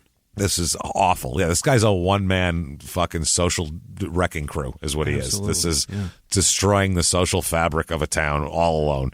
Just get everybody, one child at a time. One kid at a time. And then he's doing that to the girls, but then the boys, he's polluting their minds too by, hey, youngster, y'all want to hang out? Yeah, you want to hang out? Want to take some pills? All right. I love Skinnerd. Me too. That's great. And that's all he needs to get. And then it's like, you want to meet some girls? Sure I do. All right, let's get him drunk and take him in the woods and we'll do things to him. Okay, is that what you do? Wow. No, that's not what you do. Get this guy off the street. So anyway, that was February 28th. She disappears. Okay. By March 5th, they're searching. On March 5th, there are more than 100 searchers combed an area of the Cherokee National Forest looking for her and could not find her. So they're looking everywhere. They said in the newspaper, it says authorities said the girl was last seen Monday night by Joe Shepard. They say he's 30 at this point, which he's not. That's what I mean. They keep screwing it up. And two juveniles. Around about 30. He's a 30-ish. We didn't ask. He just looked about 30. It's a round number. Last seen in the Lions Creek Road area, about 2.5 miles from there. Okay. The girl who was with the three had an argument with one of the boys and walked into the woods, authorities say. So, they said it's possible the girl left the woods Monday and may be hitchhiking to her mother's home in Indiana. That's the theory. That's the working theory. She's either been murdered in the woods or she's going to pop up in Indiana anytime now and everything's fine. One or the other. That is not either one of those is a horrifying theory. Not a great theory at all. If you're a dad, that's both of those are one's awful and the other's worse. Like, what the fuck?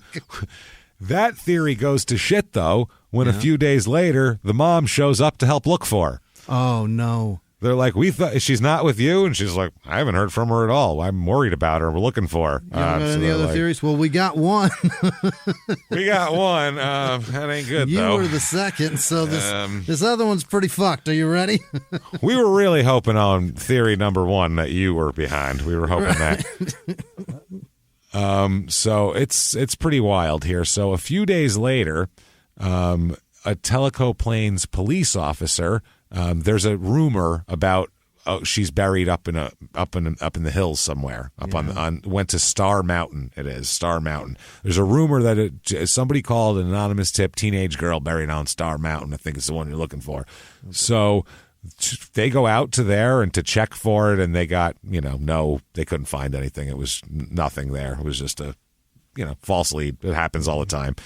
So On February 28th, that is, it was February 26th she disappeared. February 28th, they go to talk to the Shepherds. Yeah. They want to talk to Joe Shepard because he's the adult that she was last seen with. Right. So, they talked to the two teens, and now they're going to talk to the adult to see what their story is. So, and his record isn't good, and they know that he's got a slew of children by half the teenagers in town. So that's another problem.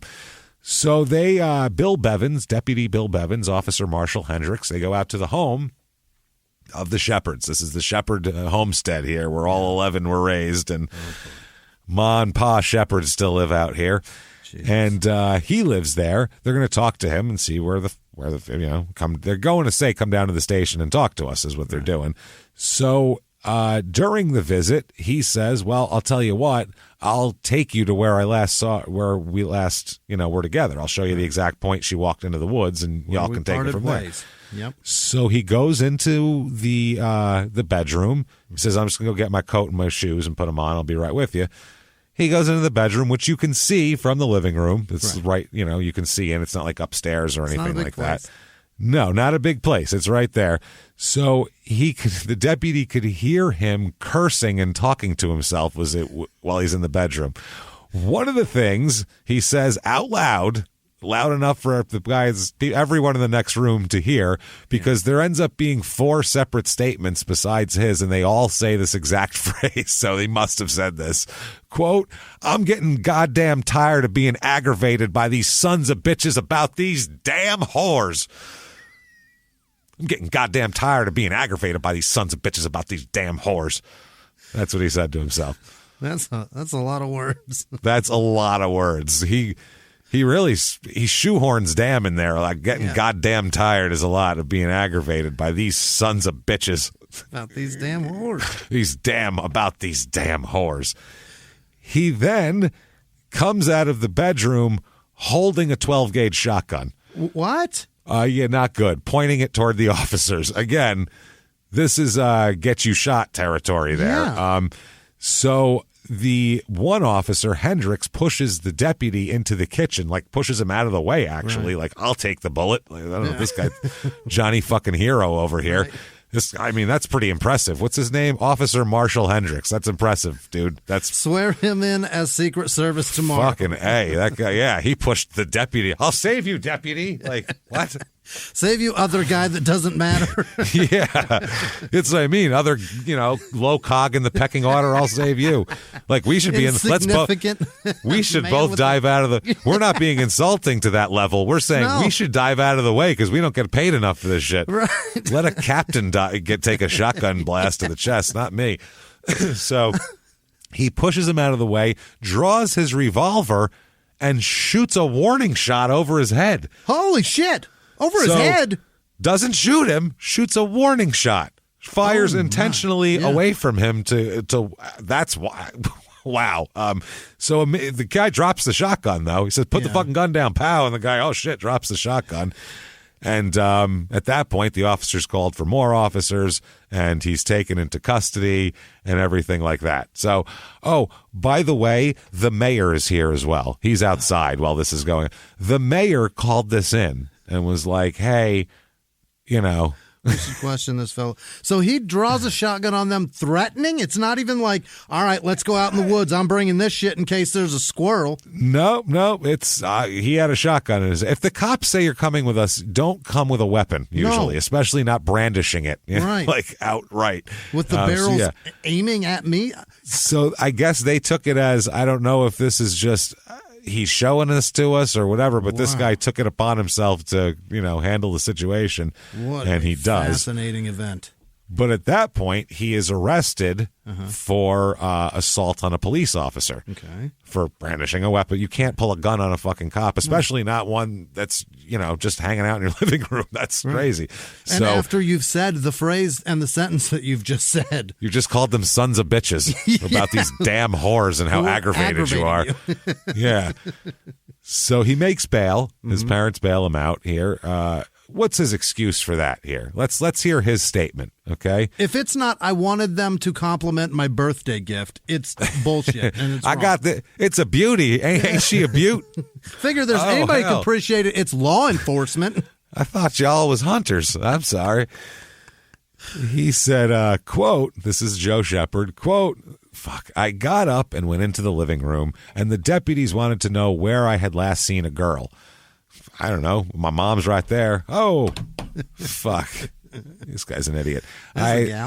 I said that the last I had seen her was where we had parked on Old Furnace Road. Old Furnace Road? Yeah. Could you have a less attractive address than that? Could you have, like, Oozing Wart Way? Would that be the only one that would be, like, worse than Old Furnace? It sounds like it smells like fucking burned metal and coal. Turn left on Prolapse Anus Drive on the 7th house on the right. I like that one. That's a nice house. Oh, boy. All the houses here, they really rise high from the ground is what I like about them, really. So the officers said, get your clothes on and go with them. I walked back into his tenses and all that stuff's bad. They said, get your clothes on and go with them. I walked back into the bedroom and tripped over a cord to the electric heater, and the shotgun fell that was leaning against the facing of the door leading into the living room. So he's saying that he tripped, it fell, and it fell like in the doorway. So he just went over and picked it up is what he's saying here. I picked it up and threw it over some clothes piled up. And as I turned around, I started going through the door into the living room. And at that time, one of the deputies shot, hitting the living room wall. I got dressed and went with the officers to Monroe County Jail. So, that's a hell of a story. That's a hell of a story. His story is he picked it up, put it down, walked out completely unarmed, and the guy took a shot, where everyone else says something else. Everyone else says he walked out with a shotgun. And after being tired of being aggravated. After being tired of being aggravated by these sons of bitches about these damn whores, obviously. It's a problem. So over the next coming days, he's questioned.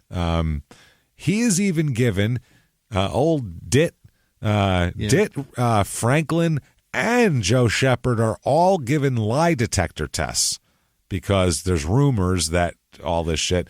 Joe apparently passes the lie detector test. Really? So he passes this test. Everybody said, oh, he took it. The cops said they gave him a lie detector and he's still walking around. He must not have done it. That's what everybody thought. Well, I guess that theory's over with. Must have been something else. User error. Well, it gets back to the cops that he tells everybody that he took, quote, a handful of Valium before the tests.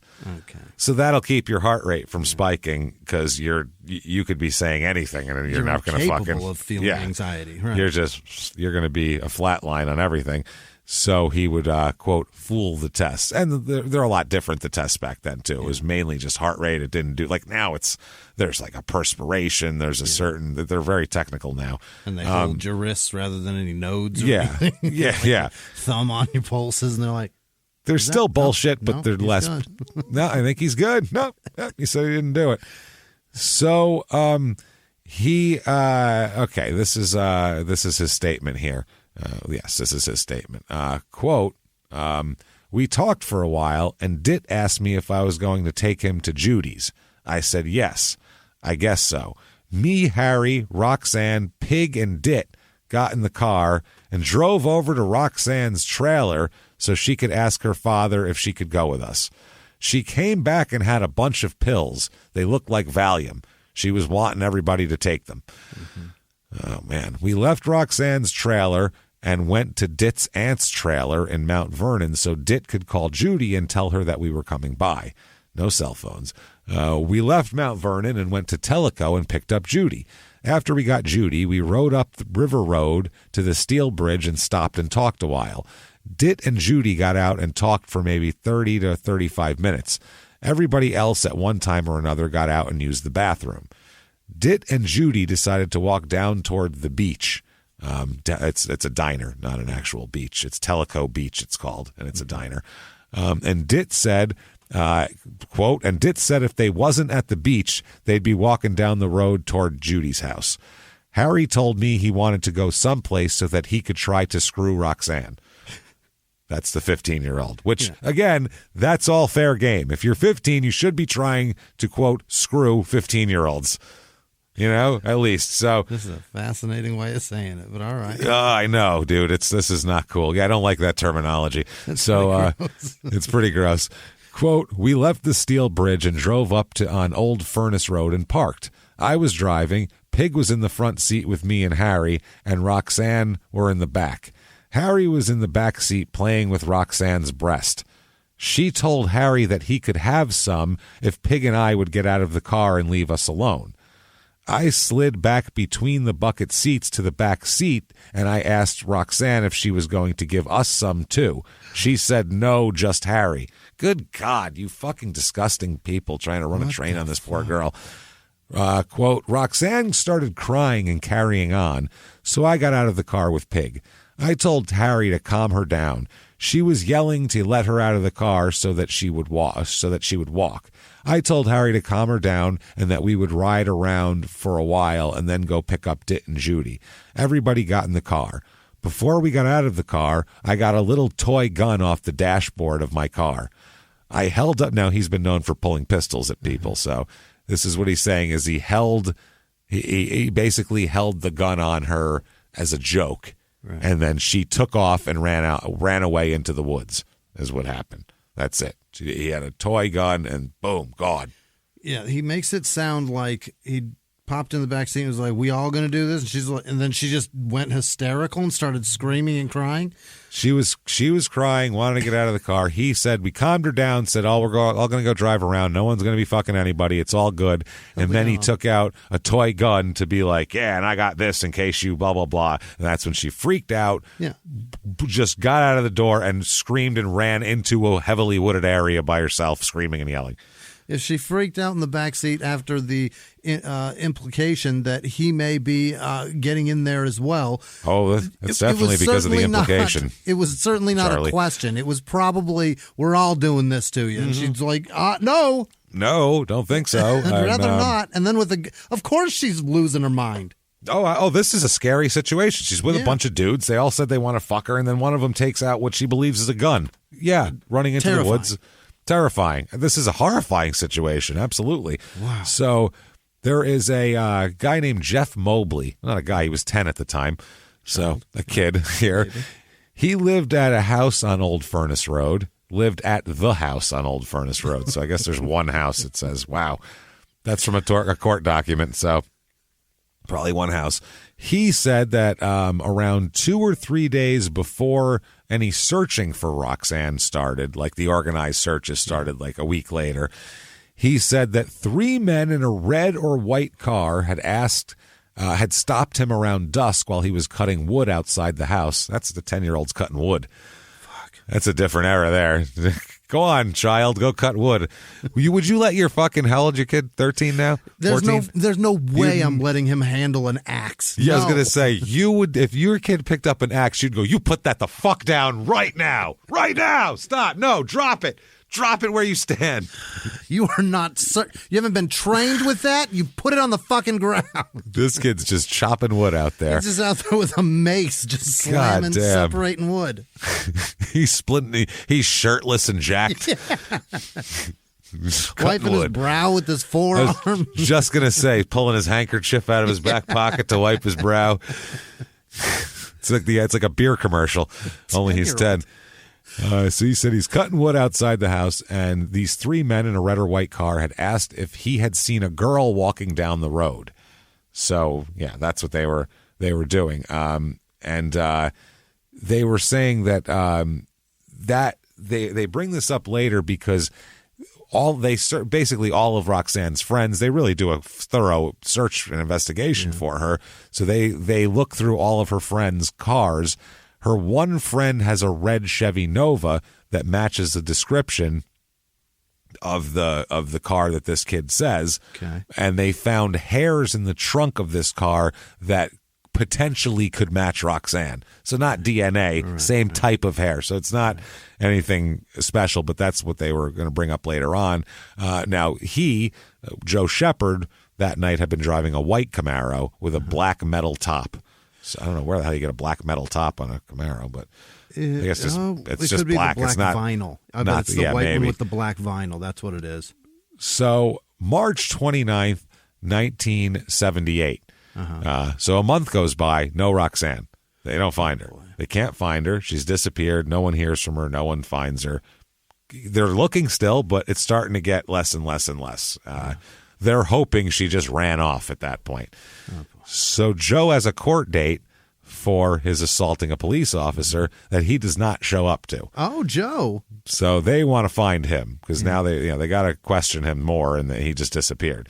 They end up tracking him down on March 29th, 1978, to his ex-mother-in-law's house. Remember Gastonia, ex-wife's mom, Gastonia, North Carolina? Right. They show up, the police, and say, we're looking for Joe, and they're like, that's my ex-son-in-law. He's not here.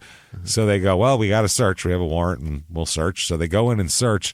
In the back of the house, in a child's room, there's a child sleeping in a bed. At the foot of the bed, curled up under covers, is Joe. So trying to look like the family dog. Right. They're like Joe, and he's like, we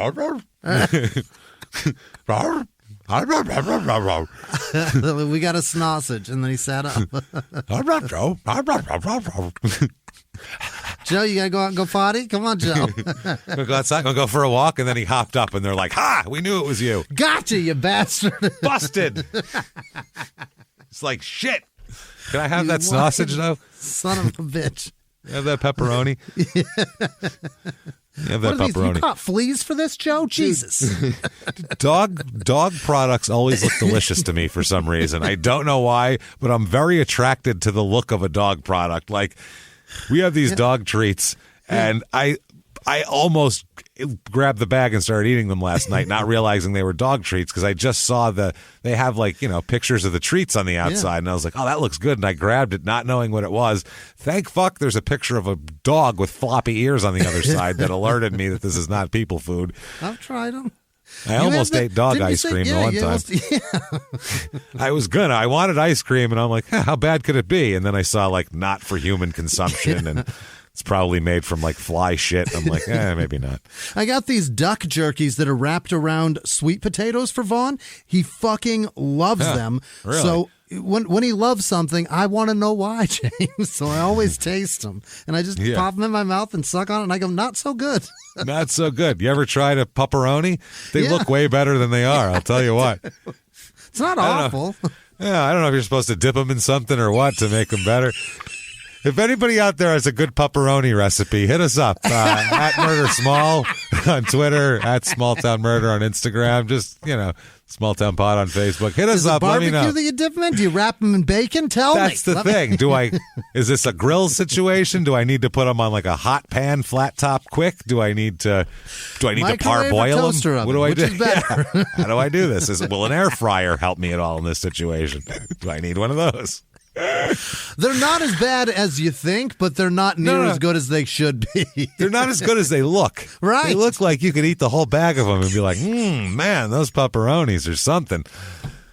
They look just like whatever those beef jerky sticks are, the expensive old trappers at the gas station. They look better than those. Yes, they do. They look better than those. I would rather eat a pepperoni. Dehydrated and shitty. Yeah, those look like they were fell behind the back seat of somebody's car for 6 months, and then they found them when they were vacuuming one day. It got caught in the vacuum. Like, what the fuck is this? Oh, it was a Slim Jim I bought 6 months ago when we went fishing that time, remember? That's what they look like. That's what they look like. Pepperonis look juicy. Not so juicy. Pretty dry. Oh, they're pretty bad. They're pretty bad. Fucking dogs have shit taste, man. Is there a difference? Are you supposed to dip them? Maybe there's a sauce I should put over them. Maybe like an Asian, like an Asian cheese? sauce. Maybe that's maybe like a teriyaki type of thing we could do. Or do I want a smoky flavor? Do I sesame? Do I dice them and put them in a salad? Is that better? Ooh, that's what you could do. You could fry them up, put them in a salad after dicing them. I feel like that's enough. You could put them on a pizza. That'd be nice. Or make a flatbread. You have a pizza oven? Dice them and put them in a some sort of cheese sauce. Something. I think you could do it. This has been over some pasta. I'm going to do that. This has been Dog Food Recipes for Humans with James and Jimmy. Thank you for joining us. Is it illegal to do that and feed it to your kids? I mean, it's probably not good. If Child Services asks, it's not good. If you describe the care you went to prepare it, they might just think you're weird and not a crime. But just tell them I made them a pasta. Yeah. You didn't just pull it out of the bag, throw it on the floor, and was like, there you go, kid, muncher. Sit, come on. You know you want one. Like, if you made that much of an effort, I would think they would just think you were an experimentation. If you do it on YouTube, you can write it off. Yeah. What's the difference between that and putting it in like a fucking orchetti? You know what I mean? That's what I mean. What's the difference? What the hell? Throw it over there. I want to spice up my Alfredo. You know what I mean? It's a little like that in there too. Why I could not? just tell them it's pancetta. They won't know the difference. It looks the same. Yeah. Oh, I love it so much. Or we can just do it raw, you know? Just we could slice it very thin, like a carpaccio. Oh, very with some crackers and cheese. Yes, some capers on there and the olive oil. It's a carpaccio, and you get some, you load it up. Fucking throw it on a charcuterie board. Oh, yeah, that's going to be beautiful. That's what you do. Your next party, everybody out there, make a charcuterie board and mix in some pepperoni prepared lovingly in there and just see if anyone notices. One person at your party will go, I don't know what this is. This is delicious. Hey, Betsy, what is this? This is, what the? Pepperoni. Just say pepperoni. They won't know. Yeah, little pepperonis. Oh, they're okay. Tiny. It's so cute. Wow, sorry for that long sidetrack, but I can't. That long diatribe of how to make dog treats edible. What the hell is wrong with us? I know it's wrong with me. I'm on like 4 edibles, but I don't know what your problem is. You're drinking water over here. I offered you some in the bowl. You didn't want any beforehand. It sounds so delicious now. It just does. So, God, okay. Just going to center myself here. Yeah. April 8th, 1978. Now, the Shepherd home is a cluttered shithole, by the way, at this moment. There's a big yard filled with stuff. There's car parts and junks and junks. And like there's like a rusty rusty pickup truck body out there, just a piece of crap. It's kind of like it looks kind of like a badly stocked junkyard back there. Okay. It's just it's not. They just started the junkyard. Yeah, they're just junk. Don't worry. We're building it up. Who's got more junk for us? Yeah. So they're doing all this. Now his mother is at the window in the kitchen and notices they have a shitload of dogs everywhere. Again, junkyard material. Right. So you got to kind of picture the Avery house when you're thinking of this, but more backwoods. Sparsely, sparsely junkyarded. So, yeah, not their lot, their house, not that fucking car lot that they found the car on. So anyway, they're in here. It's it's spring, so there's just shit starting to pop and all that sort of stuff. So they at that point, by the way, they have there's old car seats, like kids' car seats that are old and cracked vinyl and all that. There's also a 1953 Olds Cutlass that's old and abandoned and rusted out and rotted sitting there. Now, while she's washing the dishes, she looks out the window and notices all the dogs are like over by the rusted out Olds, by these car seats, and they won't go away from there. They're just all around there, and they're fighting to get in there. And she's like, what the fuck are these goddamn dogs doing out there? And your dogs are doing something weird. And you're like, will you stop with the weird shit, whatever your dog heads are telling you to do? In that hole, what is that? And then you go over there and you're like, oh, there's a bagel in there. Oh, that's why. I get it now. There's a pepperoni prepared with the. You prepared with the gopher hole? What'd you do that for? It's a Thai spice pepperoni. That's why, because you really made it nice. So she goes over, shoos the dogs out of the way, and it's like, what are they fucking getting at? So she moves these car seats. There's a couple of car seats there. So she pushes them off, and what she sees are 2 hands sticking out of the dirt. Out of the dirt? Human hands, like someone, you know how like you bury someone at the beach and their head's sticking out? Well, just their hands are sticking out, and this isn't a beach. It's a shitty yard. Pair of hands with a gold ring on one of the fingers, by the way. so you can catch it in the sun. Like they said, it was very, you could see this. It's horrible. This is an older woman. She also sees strands of hair where the chickens had been pecking. Oh, God. So there's strands of hair being pulled through the dirt as well around here. So she freaks out, obviously, runs away, goes into the house, calls her husband. Her husband calls the police to come over. You got to do that. So the police come over to dig this up, and the whole area, the whole town gathers at the edge of the driveway. They dig up. It's a badly decomposed body. Right. They're letting people come take a look at it. Oh my God! There's people in the back like, "Can I get a gander?" And they're like, "All right, come on, bring Cletus through. We just want to take a gander." Yeah. There's no crime scene. There's no nothing. It's just, come on, everybody, back up. Come on, get it over with and take your look and go. Trample the crime scene. Come on in. Maybe we can get the identification done, taken here. That way people don't got to come down to the building. They can just come right here. It's insane. It's really not good. But that's just how it was back then. One of the people who saw said, quote, "I didn't look for long because it was just awful. One thing I'll never forget is she had a ring on her finger and her hands were sticking up from the ground. The sun was bright and that ring glistened so much. I'll never forget that." You shouldn't see that. Jesus Christ. They said that they were allowing people to come look one at a time, all the people from the town. One person said, quote, "almost like a line into an exhibit at a fair." They were lined up like in Deadwood when they had Wild Bill Hickok on the fucking side, and they're all lined up to take a 2 bits of gander. Yeah, like Babe Ruth or something. Except this is a newly uncovered decomposing body. This is fucking disgusting. So they said that the smell was overwhelming. Obviously, this was about 100 feet from the house, from the family home here. So it wasn't like deep in the woods or anything like that. There was some vegetation that had grown. Also protruding from the ground are half-eaten toes. Oh, God. So toes are sticking up that have been eaten away by, animals, dogs, or some chickens, anything, dogs. And when they finally get the dirt off, this body has the leg from the pair of jeans, they assume the pair of jeans this person was wearing, wrapped around the face. Mm-hmm. Like take your leg of your pants, wrap it around your head like that, like make a mask out of it, whatever, that covers your whole face. That's how that she's found. The upper torso is clad in a shirt and bra. Mm-hmm. So that's what we have.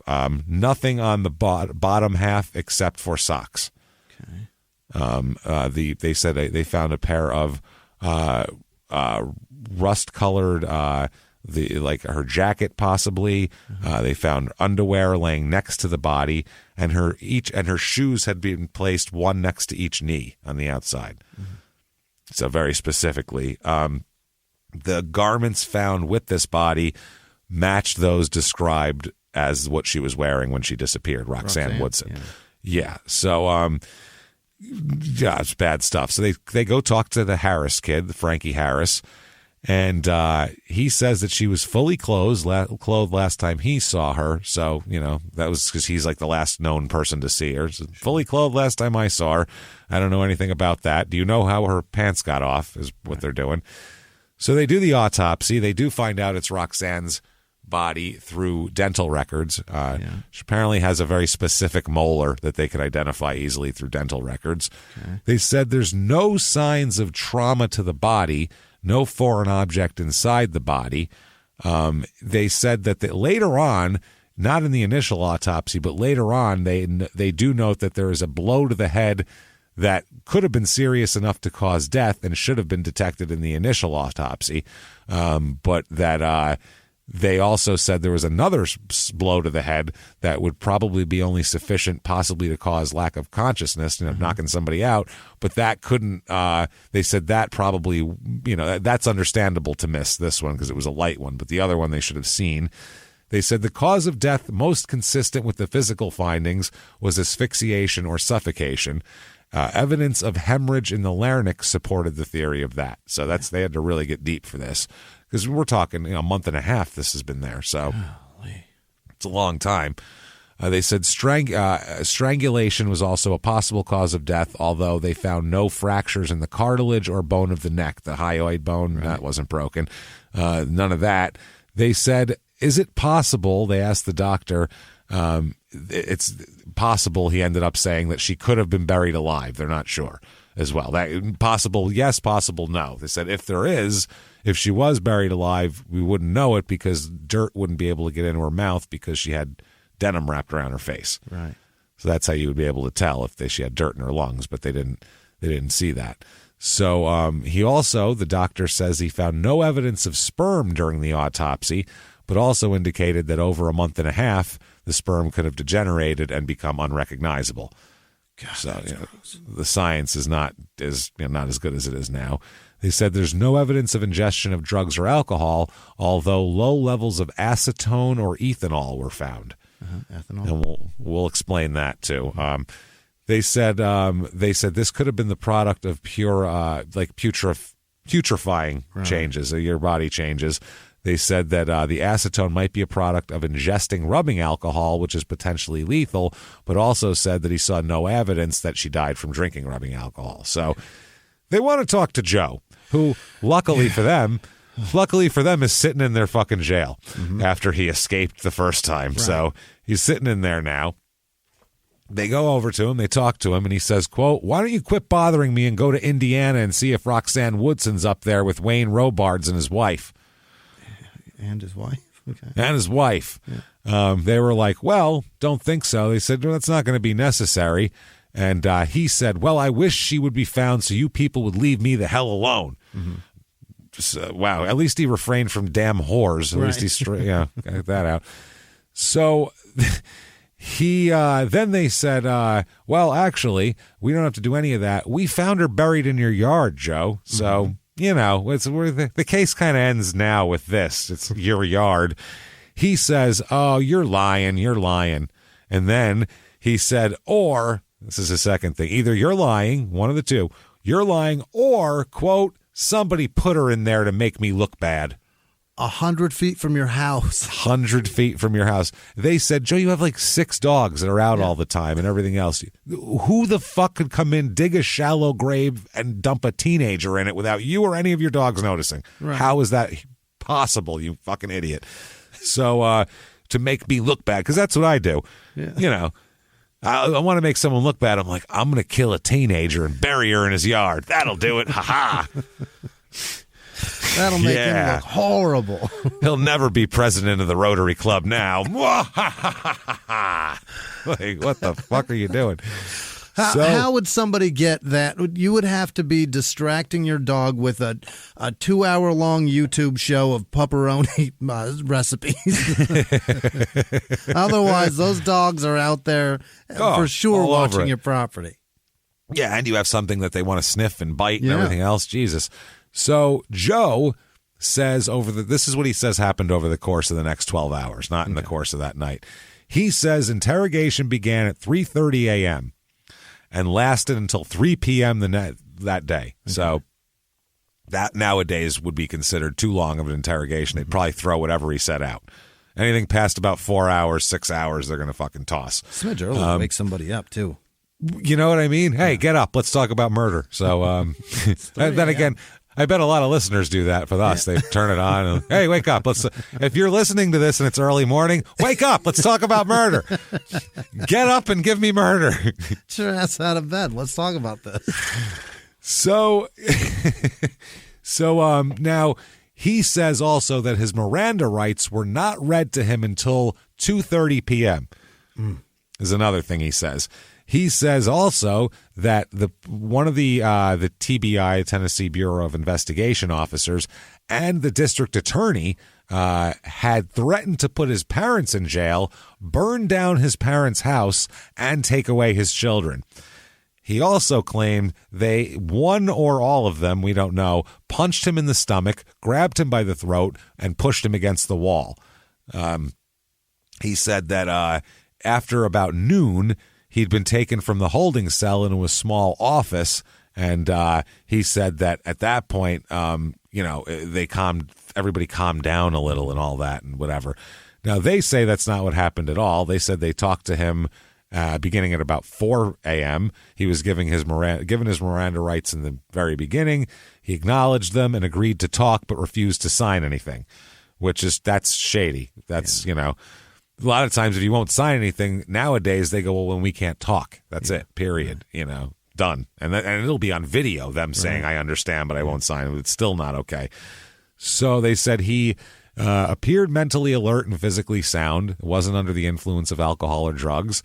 They said that he was given. They said that he was interviewed until about 11 a.m. or noon with breaks for breakfast and trips to the bathroom.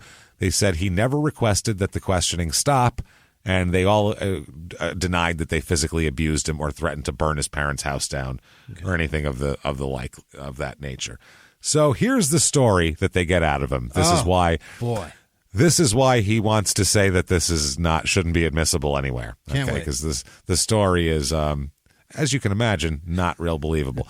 So they go to talk to him, and at first he said, must have been somebody trying to make me look bad. Yeah. Eventually he said, all right, tell you what, I buried her. Right. You're right. It's in my yard. Clearly I buried her, but I didn't kill her. Okay. I just buried her. You know how it goes. You're walking around, you see a corpse, you're just like, I should bury that in my yard, I think. I was the last one to see her alive, but I was probably the second person to see her dead. The second person. Yeah, because I didn't, obviously. Last and first. It's very different when you see those two things. He confesses that on the night of the death, he had gone back to the car to see if he could, quote, get him some from a 15-year-old. Ugh. We both did that at the same time. Ugh. To get him he's some. He's got an 18-year-old that's pregnant, and he's trying to get him some from a 15-year-old. From a 15-year-old. He said that he wanted to get him some while Frankie and Charles went to the bathroom. So they took off for a minute, and he said, my perfect opportunity to get me some. He says that finally Roxanne, he says, relented is the way he puts it. I'll just quote the statement. He said that Roxanne had relented and agreed to have sex with him and had started to pull down her pants, but that he decided he wanted nothing to do with her, quote, after all the hassle he'd been through. So when he started pulling down her pants, he was all gung-ho, but halfway down, he's like, it's just been too much of a hassle. Now I have to take pants off. It's just too much. This is the least believable story of all time. It's like your boss walking in with your paycheck and you going, you know what? I had to put in 40 hours for that shit. I don't even want it now. I don't even want it. Yeah. Because to him, this is right a paycheck. Up your ass. Yeah. To him, raping a 15-year-old is a paycheck. That's like, I've been working hard for this. All the hassle. So he said he just got out of the car and to call out for Frankie and Charles. Yeah. He said at that point, Roxanne left the car upset and angry and distraught, obviously, having been rejected by Prince Charming over here. So she got out of the car. And she ran, according to him, ran about 8 or 10 feet and then tripped in her, you know how it is when you're running hysterically away from something. Right. You don't see things on the ground. Tripped and, quote, hit her head on a rock or something. Yeah. He said he went over and checked for a pulse. Yeah. So now he tells, at some point here, he tells the different agents that are questioning him two different stories about right now during the same interrogation as well. Okay. He tells Deputy Graves that he found no pulse on her. And then he tells Agent Atkins that he felt a pulse, but he couldn't get any other response from her. Okay. Those are very different. He at that point, he says he felt bad, so he covered her face and body with the jeans to keep her warm. Her face. I'll keep her. I want to keep her head warm. Shit. You want to keep her head real warm. Jesus Christ. He told them, the officers, that he ran up and down the hill so he would look breathless when he returned to the car where Frankie and Charles were. And that's where he told the boys that Roxanne had become upset and run off. Yeah. That's what he said. He's like, oh, she took off. So that's what the boys thought happened. He said they searched for the girl at that point. They drove around looking for her, and then he took Charles and Frankie home. So that was that. And so that 10-year-old kid who was chopping wood, these are the three guys that asked if you've seen a girl running around here. So it's a white car. He said, red or white? It's white. So then he tells the officers here that he returned to the mountain after he dropped the kids off to check and see if Roxanne was alive. Okay. I'm going to check on her. He said at that time he saw a small amount of blood on the right side of her face, and although he could hear no heartbeat, he tried to revive her by dragging her down to the creek and putting water on her face. Oh, my God. So that didn't work. So then he took her to the car and put her in the car.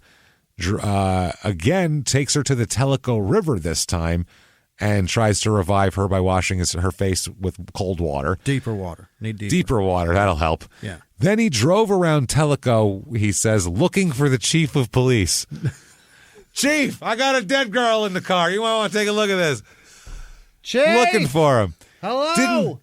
Didn't stop by the police station, which is the first place I'd look for. I'd start there. I'd start there. You could probably ask, where's Chief? You know where he is?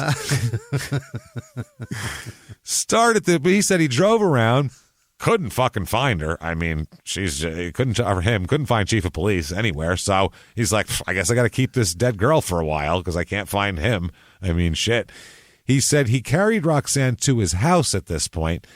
Then he tried to revive her, and how he does this is he got a cloth and poured some rubbing alcohol on it and tried to wake her up like a smelling salt. Yeah, and put it on her face. Homemade smelling salts, rubbing alcohol. That's where the acetone and all that comes from. Inhalation of the fumes. He got no response at that point. Still is, according to him, not positive she's dead. Yeah. By the way, has no idea, but he's like, well, I don't know, that didn't work. I guess I'll bury her. I guess I'll take her to the hospital, or I'll go find that chief of police. He's like, well, I tried. That's all the medical intervention I'm capable of. I guess I'll bury her now. Ain't nobody else around here. That's all we got. He dug a grave, part with tools, part with his hands. He said that at that point, he said he removed her pants and her blouse. I guess he wrapped her jean jacket around her face is how that worked, because the jeans were over there. Then he says he removed her pants. He said her blouse was unbuttoned because he decided to burn her clothes, but then changed his mind. It's not because he raped her before he killed her or anything. None of that stuff, you know. He said that, quote, he was not sure, but that Woodson could have been alive when he buried her. That's the other thing. Didn't really check that much. Just decided it's too big of a hassle to get her back to life and get her conscious, so I'll just bury her instead. She won't reanimate, so here's the thing. This story already, at first, with everything that had happened up until he just said, I don't know if she was alive or not, all that you weigh, is that first degree or second degree? What could be? Then he says, I don't know that if she was alive or dead when I buried her. Murder. Done. Lock him up, throw away keys, never to see the streets again. That's a murderer. See ya, asshole. He then said that he admitted slapping her 2 or 3 times while they were in the car, but said, quote, he was only playing with her. You slap around teenagers that you're trying to have sex with when you're 26. That's normal, right? I've already baptized her twice. God. He then said that, all right, I know this sounds not all the parts connect. He said, once I receive some psychiatric treatment, I'll tell you how Roxanne really died. That's what he said. And that's his story. I already know, P.S. Yeah, we know. What the fuck happened. So it's pretty terrible I assume. here. Boys disappeared. He raped her. She tried to get away. He smashed her head and then took the boys home. That's about it. So that's here we go. This is now the boys. Here's their story. Charles, by the way, Ditt is Charles, I think is his real name. Ditt. And then we have Frankie Harris and his cousin here. So anyway, they said that they were all hanging out. Same thing in the beginning. They end up hanging out with him. According to Charles, while Frankie and Wilbur went inside to make a phone call, this is when Joe Shepard, this is when they're stopping at people's houses. They telephone the girlfriend, Judy, and all of that. They go inside to make the phone call. Remember that, to see if Judy can come out and play, or they say that they're on their way. At that point, Joe took out a large hunting knife from under the car seat and after playing with it for a while, quote, brushed Roxanne across the breast with the weapon. Oh, God. This is horrifyingly threatening. About that time, Frankie and Wilbur returned to the car with some pills, and then they went to Tellico. That's why they call him Pig, because his name is Wilbur? Wilbur, Pig. Hilarious. Pig. Like, Pig. That is amazing. Yep. That's pretty fucking awesome. Because of Green Acres, right? Isn't that isn't that Charlotte's Web? Charlotte's Web, that's what it Charlotte's is. Web. Yeah. He's some pig. That boy is some pig, let me tell you what. Amazing. And is Charles a junior? Is Charles a junior? I don't know if Charles is a junior. I'm wondering if that's why they call him Ditto. Maybe that's possible, or it's like it might have been dipshit, shortened to dip, and then they called him Dit. Who the hell knows at this point? These fucking people are out of their minds.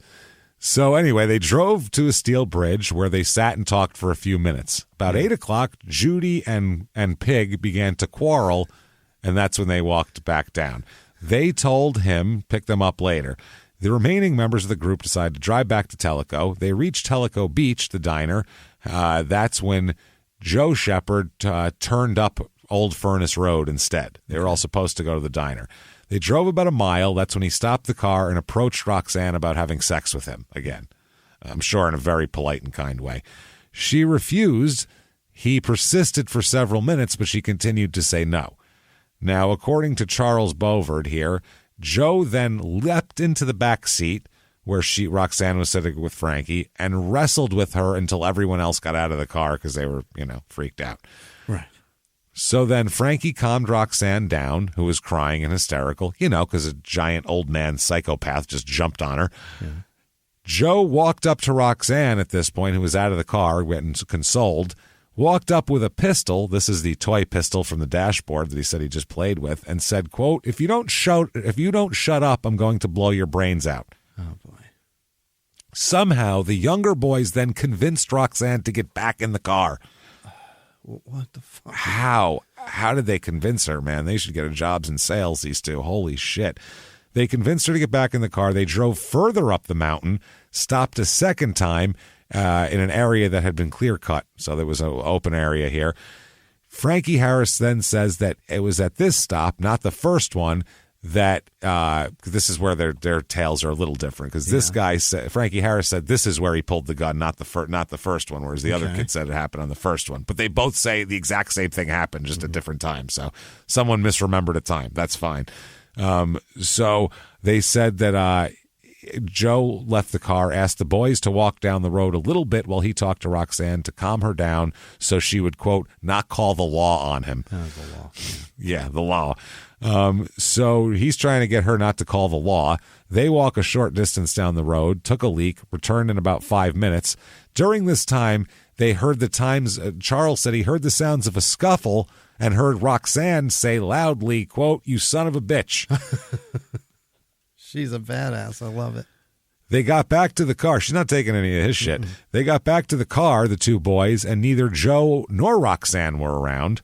A minute later, he came running out of the woods and told them that Roxanne had thrown a comb at him and run off. Okay. A comb. They called Roxanne along the road and, all that shit. They got back into the car, continued to search.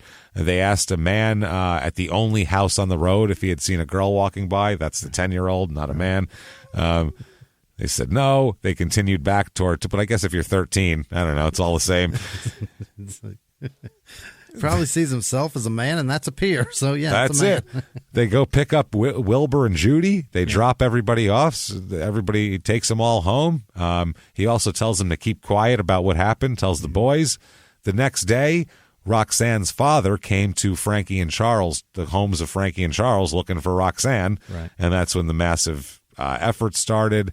A bloodhound was taken to the spot where he said he stopped the car a second time. They took a scent from an article of Roxanne's clothing. The dog tracked the path from the area where the car had been parked into a brush pile about 100 yards away, and then no trail was found from the brush pile in any other direction. Okay. They also noticed an indentation in the pile, and it was evidence that the brush pile had been disturbed. Yeah.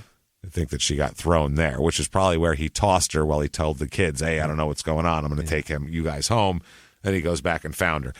So they arrest Joe for murder. They're like, your stories do not match up, and you just told us you may have buried a teenager alive. Have no idea. May have buried an 8th grader alive. Let's just say that. We're not doing that. So he's arrested, obviously. He is moved to the Athens jail, quote, for safekeeping. You know, want to keep him locked away up. from shit. The locals are pissed. They want blood from this fucking guy. I mean, it's big time. So 1978 here, while he's in jail for safekeeping, they discover a tunnel. He tried to dig a tunnel. What the fuck? From the Monroe County jail out. This is before they brought him to Athens. That's why they brought him there, because he tried to tunnel out of the Monroe County jail. He had almost completed a hole from his cell through the wall to the hospital cell next door when it was found out. So he almost did it, too. Unbelievable. So during all this, it's April 17th, 1978. This is everything's going crazy about Roxanne. And this is when the police receive an anonymous call. Saying, that guy you have, that's not the only girl he killed. Ask him about a girl named Kathy Clowers. Oh, boy. So they go in there and go, hey, Joe, a little chat with you if you could. Any idea who Kathy Clowers is? Yeah. Joe's eyes bulge out of his fucking head, and he goes, oh, shit. Never heard of her. He says, tell you what, I'll help you. Oh. He says, I knew Kathy. He says, I knew her. Yeah, I knew her. Kathy, by the way, was 15 years old also. 15 years old when she went missing in 1976. Oh, boy. She was 15 years old. He says, listen, I do know her. As a matter of fact, I know her so well, I know where she's buried, and I'll take you to her. Okay? So he led them right to the spot. He led a whole team. And I watched this video, that Kelly Cochran lunatic. I watched like all her interrogation. She's she's a psychopath. Oh, man, is she crazy? Yeah. Wow. They took her on an expedition, and they have it on video of all them walking through the woods in Michigan. She's saying there was a gun there, which they never found because she was a liar. So anyway, they go right to the spot. The police officer says, quote, we walked about 100 yards along a branch. Joe stopped and said, quote, dig here. He walked right to it. So the grave site here that they find is just off State Highway 68 between Corker Creek and Farmer at the edge of Cherokee National Forest. It's in Polk County, about 2 miles from the Monroe line. So the police, they start digging. By the way, with a pickaxe. If you think there's a body under there, would you use a pickaxe? Wouldn't you be more gentle than that? I'd want to use like a hairbrush. Yeah, get somebody from the museum out here, for fuck's sake. They use a pickaxe. Eventually, the pickaxe picks up, because they don't know if he's full of shit or what. They think maybe he's full of shit. Yeah. It picks up a piece of red cloth. Okay. And it said that Kathy was wearing red when she went missing. Stop digging now. They look up at him, and he goes, see, told you. Oh, boy. Like real cocky, they said, too. Like he was super proud of it and shit. So they began digging. By 5:18, they found that. They've dug and found one femur almost immediately. Yeah. By 5:36, they had uncovered 2 leg bones and a skull.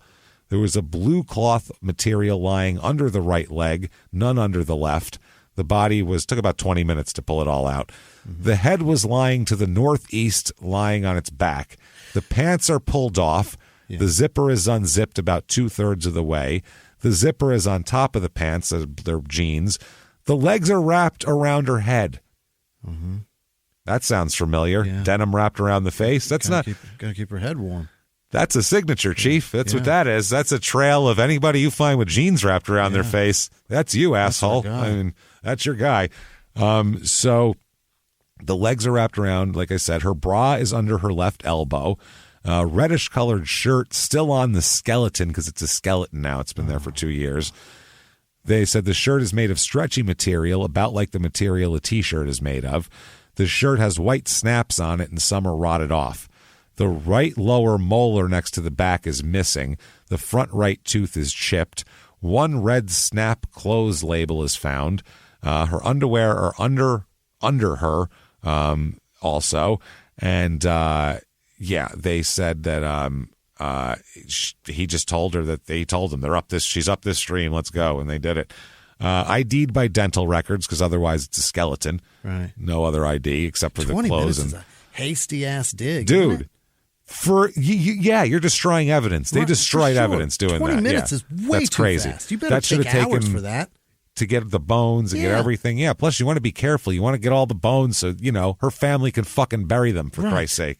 Things like that. You want to take a little extra care. You may want to take a little care so that you know that you didn't break that. It was broken by something else. Like, Jesus Christ, fellas, slow it down. Slow down, Chief. No evidence of cause of death on the skeleton. Mm-hmm. No gunshots, no stab marks on the bones, none of that. No broken bones, nothing. Skeleton looks pristine. They said, obviously, they noticed right away when the pants are wrapped around the skull. They were like, oh, that's your thing. Like, oh, shit, Then they hear from around the way, the same type of anonymous tips, that they're probably the bodies of at least 2 other young girls out here. Oh, dear Lord. So the district attorney said, we will continue digging to see what we come up with. Mm-hmm. I bet they all have jeans wrapped around their head, too. Bet you're right. Joe gives a statement about the whole thing. This is his statement, talking about, Jesus, this is horrible, Kathy Clowers here. Quote, me and Kathy went by Mickey Ellers and got some dope. Blot acid, TEA. What the fuck is TEA? That's called T. T, but in all capital letters, it stands for something. What is COFF? No, TEA. I don't know what the fuck that. What drug that is? Some kind I hope of drug. It'd be great if he was like, we went and got some English breakfast. That was good shit, man. I like the chamomile. That's the bomb.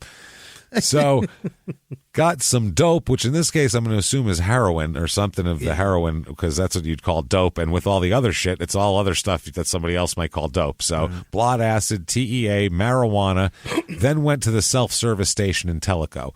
There we talked to Harry Franklin and Nikki Cooper. That's the Harry Franklin from Roxanne Woodson night. And we was all going to party past Corker Creek. My car I left parked on Coker Creek. We were in Harry's car. Harry was like 13 at the time. How the fuck did Harry have a car? And this dude's like 24. What are you doing? Yeah. No, you drive, 7th grader. Let's go. What is happening? We were at the holler. We were at the hollow on the left after you go on the bridge and under the railroad going up the hill to Farner in Polk County. I was drinking and using the paper acid. Maybe it's better he's not driving. Everybody was taking it for at least an hour. We had a fire built and lanterns hung up. We left and went back to the roadside park at Coker Creek Beach and partied there for a while, smoking and drinking. Billy Jensen had to go home. That's a shame. Poor Billy. We know Billy Jensen. It's a shame he had to go home. He missed the party, Billy. He missed the party. And then he went home and started a podcast. Kathy Maybe this Clowers. is why he started looking for missing people. Maybe this is why. He's like, maybe. Feels like that one night something bad happened. Billy, you're not from the hills of Tennessee, are you? Kathy Clowers, Harry Franklin, and Nikki Cooper stayed there. After I came back, they was partying, really freaking out. I left and went home. Harry and Ricky came home the next day. Ricky had tore his transmission out. They said they took her to the to Woods truck stop. I think when he says her, I think he means the transmission. The car. Or the car. I asked Ronnie Garrett about it for a few days, and he said he hadn't seen them. 4 days later, we were coming back to where she was buried. They said, here's Dead Man's Curve. The next day, we went back to check the grave to see if anyone had found it. So he skipped the part where he killed them. So Billy had been riding around with them, and Billy turned 15, by the way, Billy Jensen, at the time. 15 is like when you age out of hanging out with this guy. I don't want to hang out with any squares. Jeez, what are you, 17? Fucking old fart. He's an old fart. He said that he said it felt cool. It felt kind of adult-like to be Joe's friend because he was an adult, sort of. He said that Jensen liked to hang out with Joe. He said, though, he knew that he was like a dirtbag and a criminal and everything like that, but he thought he was like a cool guy. You know what I mean? But this particular night, Joe had went to Billy and said, "Do you know any girls I can get with? Any young girls?" He said, quote, "Do you know anyone I could date that wouldn't know I was married?" Because it's, a town of 900 people. So he asked Jensen, and Jensen said that he asked him about girls on multiple occasions during this time frame, always asking him about young girls.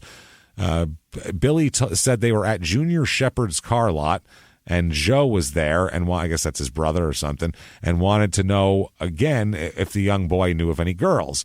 So Jensen said no, but a couple days later, they ran into each other at the Madisonville skating rink. Why is Joe hanging out at skating rinks and keg parties? What are you doing?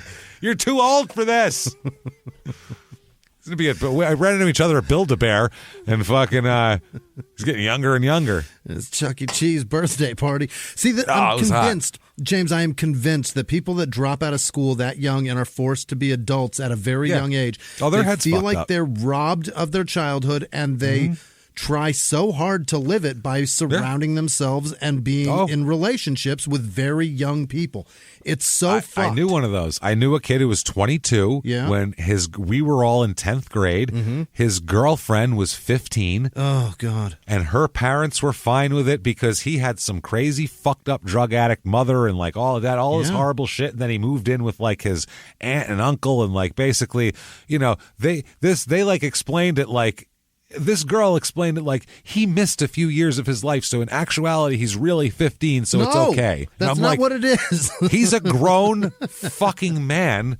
No, I get that he's fucked up, but that doesn't mean that he can now bang you. That's not fair. I get it. He needs therapy. You need a teenage boyfriend. This is bad. What that means is you have to go on life processing the robbery that you feel, and you have to function in society that way. That's called being an adult. That's not fucking children because you missed out. That's not how it works. And we were like, he's fine. He buys beer, I guess. So, I mean, Jesus Christ.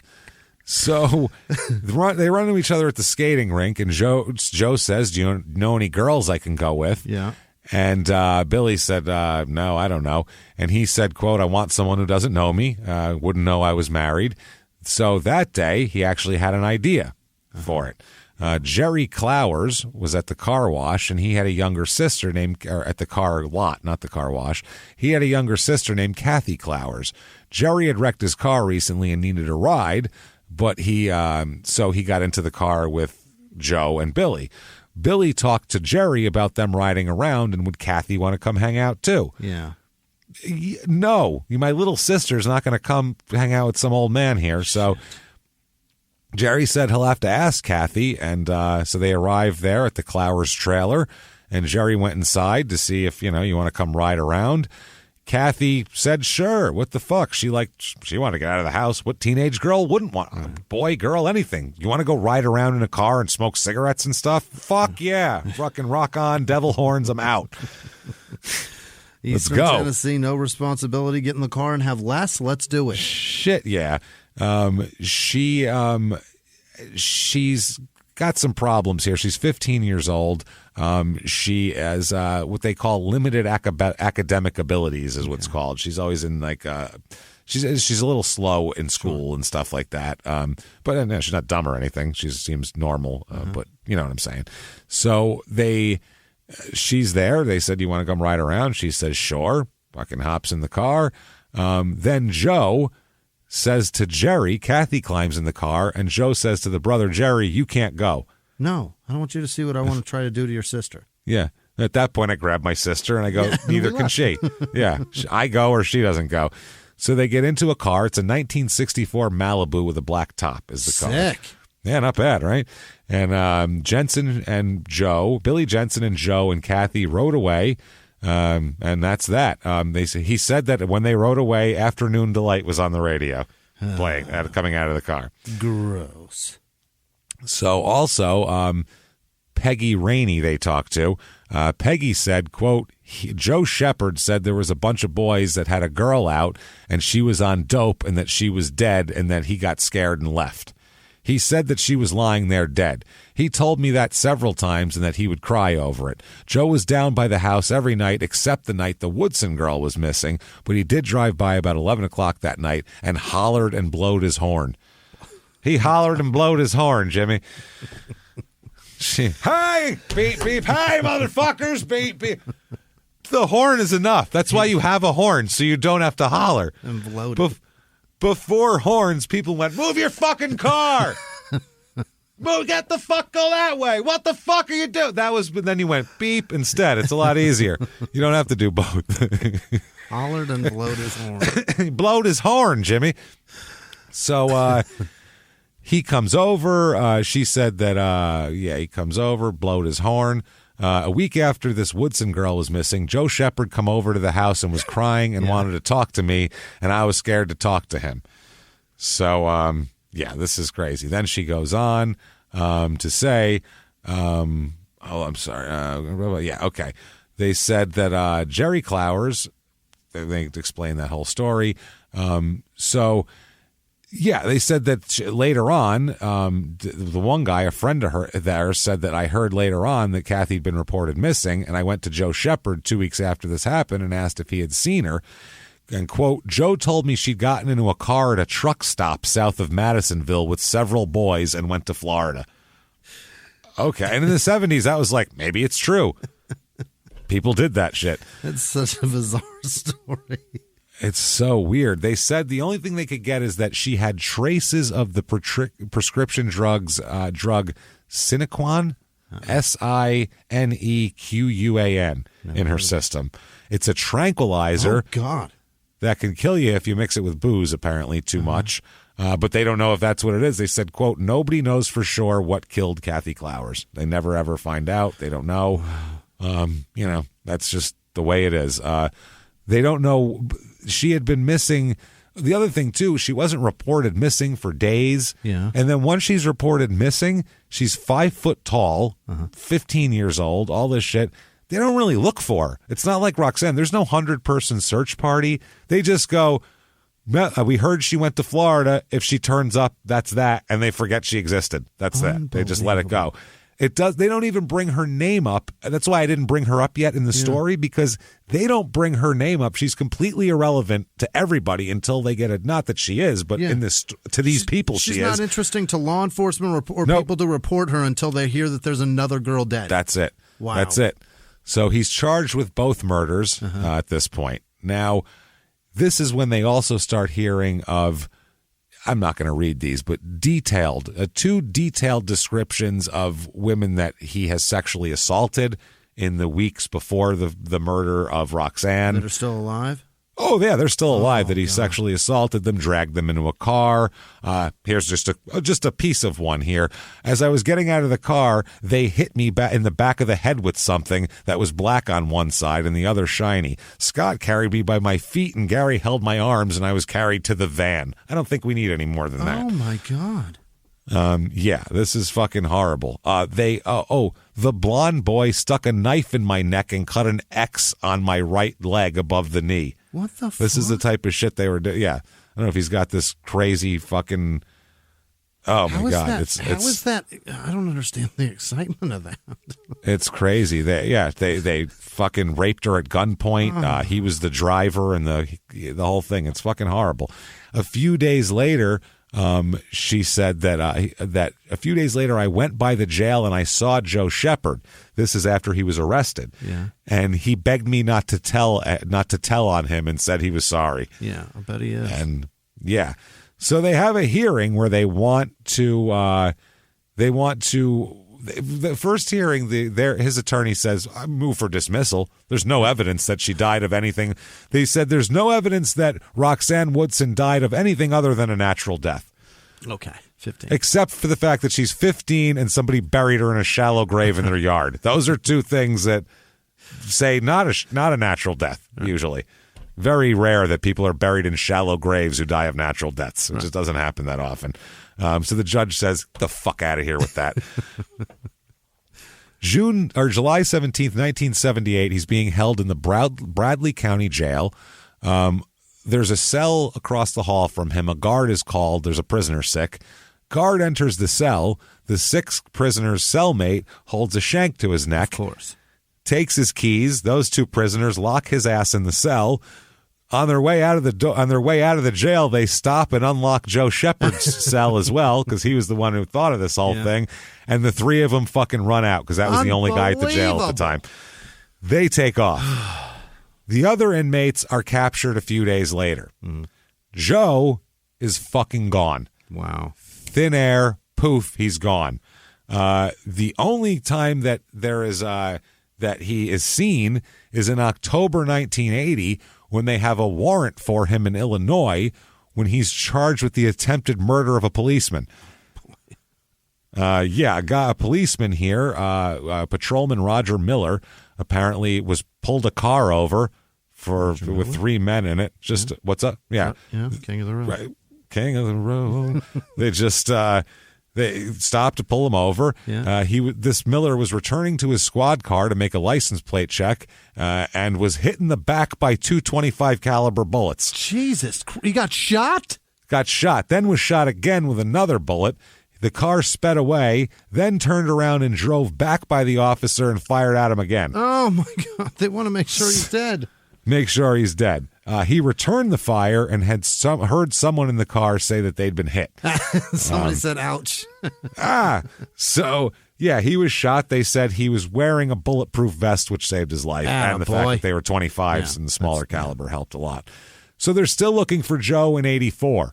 Okay. And in 81, there's people, they get constant calls from residents saying they'd seen him, too. I seen him at the store. I saw him at the post office. There's reports that he's in El Paso, Texas. Oh, my God. He's so dangerous, and he could be anywhere.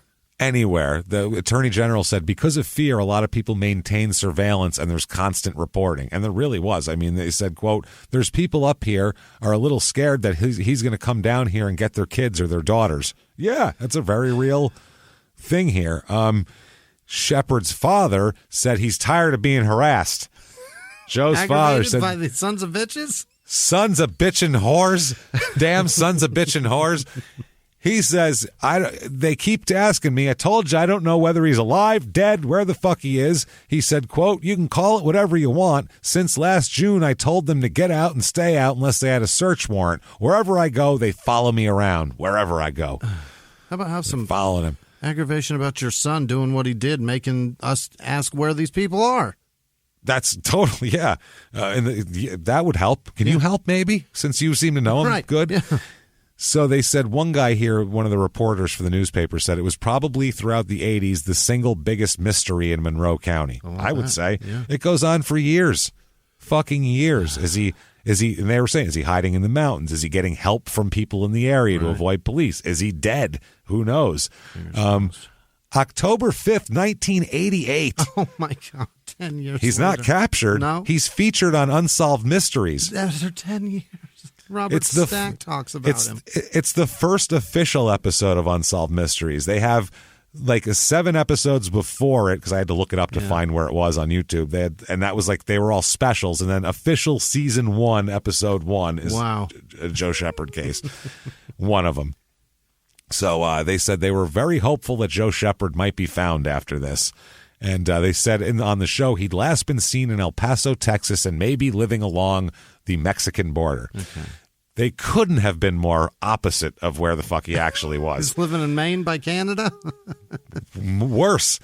Shortly after the show airs, like within days, police in London, Ontario, Canada receive a call that Joe's been living in Canada under the name James Joseph Tripp. Okay. They figure out it's him. They list him as an extremely dangerous killer, and he's arrested by 5 cops as he gets out of his pickup truck to go into a grocery store. Good. They bum rush him. He was living in a townhouse with his common-law wife and their 2 kids. Oh, my God, that's so scary. Living like an upstanding life, too. Or maybe killing girls, but either way, he wasn't hanging out with 15-year-olds and doing acid. I know that much. Turns out he got to Canada within days of escaping. Fascinating. So we don't know if he was ID'd through police photos as the guy who shot the cop. So the guy who shot the cop might even not have been him, or he might have been back in town, back down for a minute or something. So who knows? The district attorney said, quote, I understand he was pretty surprised when they arrested him. He tries to fight extradition for a minute, but it's not going to work. It's not going to work. His neighbors in Canada knew him as a gentle family man who never touched a drop of alcohol, never so much as even a drop of alcohol, and often fixed their cars for free outside of his townhouse for them. They Don't tell on me. Dude, I'm telling you, I'll blend right in. He worked as a part-time laborer in an auto shop and did shit like that. One person, a neighbor, said that he was well-liked in the complex. Quote, he's kind. He didn't do anything wrong. Whatever they say, he's still our friend, a good friend. Gross. No. How could you? What are you talking about? There's dead girls, you guys. Stop being so Canada nice. Calm the fuck down. That's how nice they are. I don't care if he buried 2 girls alive. Hey, it's not bad. That was before we met him. He's been a great guy. I'll tell you what, he fixed my Geo. That's all that counts to me. So Vicky, his common law wife, said, quote, this is all kind of hard for me to swallow. I've known him almost 11 years, and I didn't have a clue about this. He's so good with people, with the kids. Yeah, they have all sorts of kids here. So she visited home over the weekend in jail, and she said he's pretty upset. He didn't say too much. He did tell me what to do about the bills. So they drove home. They said while they were driving home, the officer said that he kept asking about those 2 boys, the ones he said, the 2 guys he was with. Right. The cop said, I thoroughly enjoyed, as crazy as it sounds, driving all the way back with him. Said he was interesting to talk to. So the Kathy Clowers trial, the mother said that she couldn't even look at him the whole time. Couldn't look at him. Of course. She said he'd had been gone so many years. He was gone for 10 years. And I thought to myself, well, it will take a miracle to find that man. But the Lord caught up with him.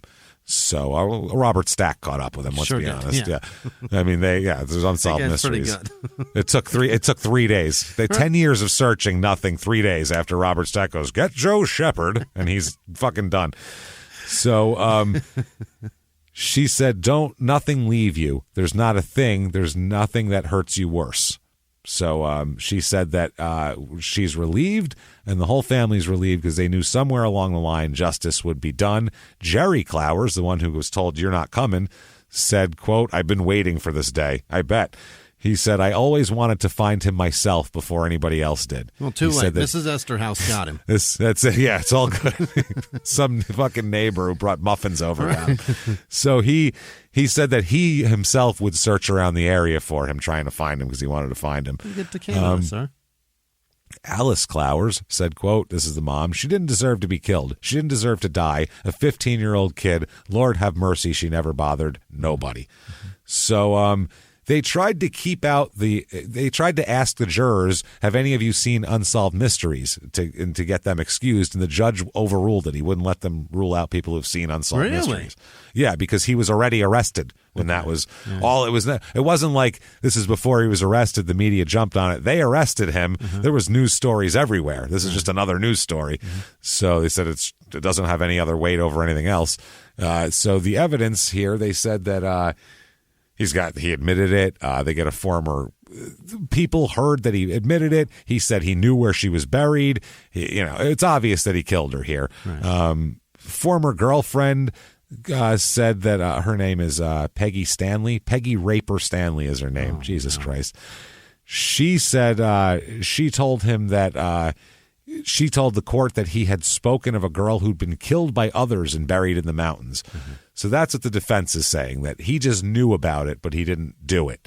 Their closing argument, they said that Shepard became angry with Clowers when she resisted his sexual advances as they parked in the woods. That seems like the most likely thing. Sure. 6-man, 6-woman jury. They deliberate for 5 hours, and they find him guilty of second-degree murder. Phew. Judge says, you, sir, may fuck off 99 years. Oh! 99 years for him. Not eligible for the death penalty because it happened in 76 before it was reinstated. So Alice, Clower's mother, said, quote, "The family realized that they could not bring Kathy back, but they felt justice had been done. We're very satisfied with the judgment." Okay. Probably because you don't even expect anything's going to happen after that long. It happened 13 years before that. Yeah. This is 91. These trials are happening. Getting 99 years out of it. That's pretty good. But on appeal, the charge is lowered to involuntary manslaughter. What? On lack of evidence. They don't even know what happened to her. So it's lowered to that. But that's okay because this happens as well. April 91, he's the trial for Roxanne. Okay, this happened in 78. Yeah. Death penalty on the table now, too. The defense attorney basically, their whole defense is, quote, "You need to focus," is what he says to the jury, "you need to focus your mind on time. Was there time to rape? Was there time to kill?" He's saying, 2 boys peeing, is that enough time to rape and kill a teenager? I don't think so. Who knows? So you got to find him not guilty. He says, "It's our contention that the only thing the state will be able to prove is that somebody is guilty of the illegal burial of a body. Even after all these years, they will not be able to tell you how Roxanne Woodson died." But Frankie Harris and his cousin testify against him, tell the whole fucking sordid tale, knives and guns. Yeah. It's not good. They find him guilty of murder. Now the sentencing comes along, and he tries to have some mitigation here. They talk about his being the poorest of 11 children, his 3rd grade education. Achievement tests that they just took place him at the 3rd grade level in reading and spelling and the 5th grade level in math. So he's doing great that he's improving there. Yeah. They said that he was emotionally put down as a child, poor and uneducated, and also a very dependent person, testing low in the dominance factor, saying he would never be a leader. They said he did not have sociopathic or antisocial personality disorder, and he was basically nonviolent now. They said that he'd been cooperative and not disruptive during his stay at the mental health facility prior to trial. So they said, mitigating. They also get people from Canada saying what a nice guy he is. They have statements from there, from his new wife, all of his neighbors. What a great guy. Never touches a drop of alcohol. Right. Wonderful man. Sentencing comes. The judge says, he has a statement before I get to you, sir. Quote, "You do not possess any redeeming qualities and should not live among civilized people. Yeah. You, sir, may fuck off. Death penalty." Wasn't buying any of that shit. Sounds to me like you are an old man who murdered. That's granted, you may have gotten docile in your old age, but you're still a murderer. You still killed least 2 girls, right. 2 teenage girls. Now, later on, though, there is appeals, and they overturn his sentence based on the fact that what they used as an aggravating circumstance can no longer be used as one. There were some technicalities there. So he agrees to life without parole if he will never do any more appeals, is what they say, basically. Like, hey, can we make a deal to save the state fucking hundreds of thousands of dollars? If you just say, just sit in prison. Yeah. Yeah. So 2009, they do an interview with him in prison. Oh. He said, "It's prison. I read a lot. I finished up getting my completion certificate," which is his GED. He said he walks with a cane now. He has a full beard. He said that they oftentimes do. He still denies killing the girls. He said that it was the other kids. He said, quote, "They were the last with them." He said they said they framed him. The 2 boys framed him. He said they were making a statement. I guess they figured if they framed me, they could get away with it. And they sure enough did, didn't they? A 15-year-old and a 13-year-old were smart enough to frame a 30-year-old man for murder twice. Yep, absolutely. Yeah. Oh, twice. Yeah. They were like, let's kill a girl and blame it on Joe again. He says he remembers seeing her Clower's body in the back of his car when he heard the 2 boys start saying that she was dead. He said, quote, "When I woke up, they kept saying she was dead. They just kept saying she was dead. I tried to get them to take her to that hospital over in Copper Hill. It was only about 15 or 20 miles away, but one of them said he knew someone over there and he'd be recognized." So he said he just passed out again. He just fell back asleep, woke up later to the sounds of shovels digging. He said, "I was in the car incapacitated, but I could hear metal hitting rock and dirt." That is fucking insane. So he also, they talk about all this, and he said that he should have been able to take a gun out on the cops too. He said that they just came to my house and one of them opened fire. He said, I have a right to protect my family, don't I? No, what? What are you talking about? Then he went on to say that his oldest son was quote, was killed, quote, somebody run him over in the 80s. Okay. So, yeah, there's that. And he was in jail. And then August of 2010, Joe dies in prison. Good. Yay. He is 57 years old and died of natural causes. Oh. You're an unhealthy motherfucker. That is very young for natural shit to get you. I don't know if he died of natural causes or if he had a disease and died and they were just like, fuck him, and they threw him in a hole and were like, natural causes. We didn't check for anything. Fuck him. I have to give credit to a book. It's not a great book at all. No. It's a weird book. It's a book where somehow they decided to tell this story as a grandfather telling this story to his grandchild. What, do you think this is The Princess Bride? This is terrible. It's exactly introduced like The Princess Bride. I was just going to say. It's no like Fred Buttercup. Savage is sitting there sickness day. It's fucking ridiculous. As you wish. Yeah. What the fuck? Bury this young girl for me, as you wish. It falls down a hill. What a That's how they way. do it. It's the strangest way I've ever seen a book written. The only good thing about it is they have a couple of like exact police report statements, which is helpful. So other than that, it's a shit show. It's called, quote, The Bad Shepherd, Joe Shepherd's Dash, a serial killer in the mountains and his predatory ways. It's a long fucking title. Now sit there while I read this to you. Holy shit. That said, that is Tellico Plains, Tennessee, and the story of Joe Shepherd and poor Roxanne Woodson and Kathy Clowers. And God knows there is more teenage girls buried in for that sure. mountain. Yeah. Absolutely there is. He didn't deny it when they said they heard there was. He was like, probably. We'll talk about those later. And they just never got around to it. You know why? It's because Fred Savage doesn't like the kissing part.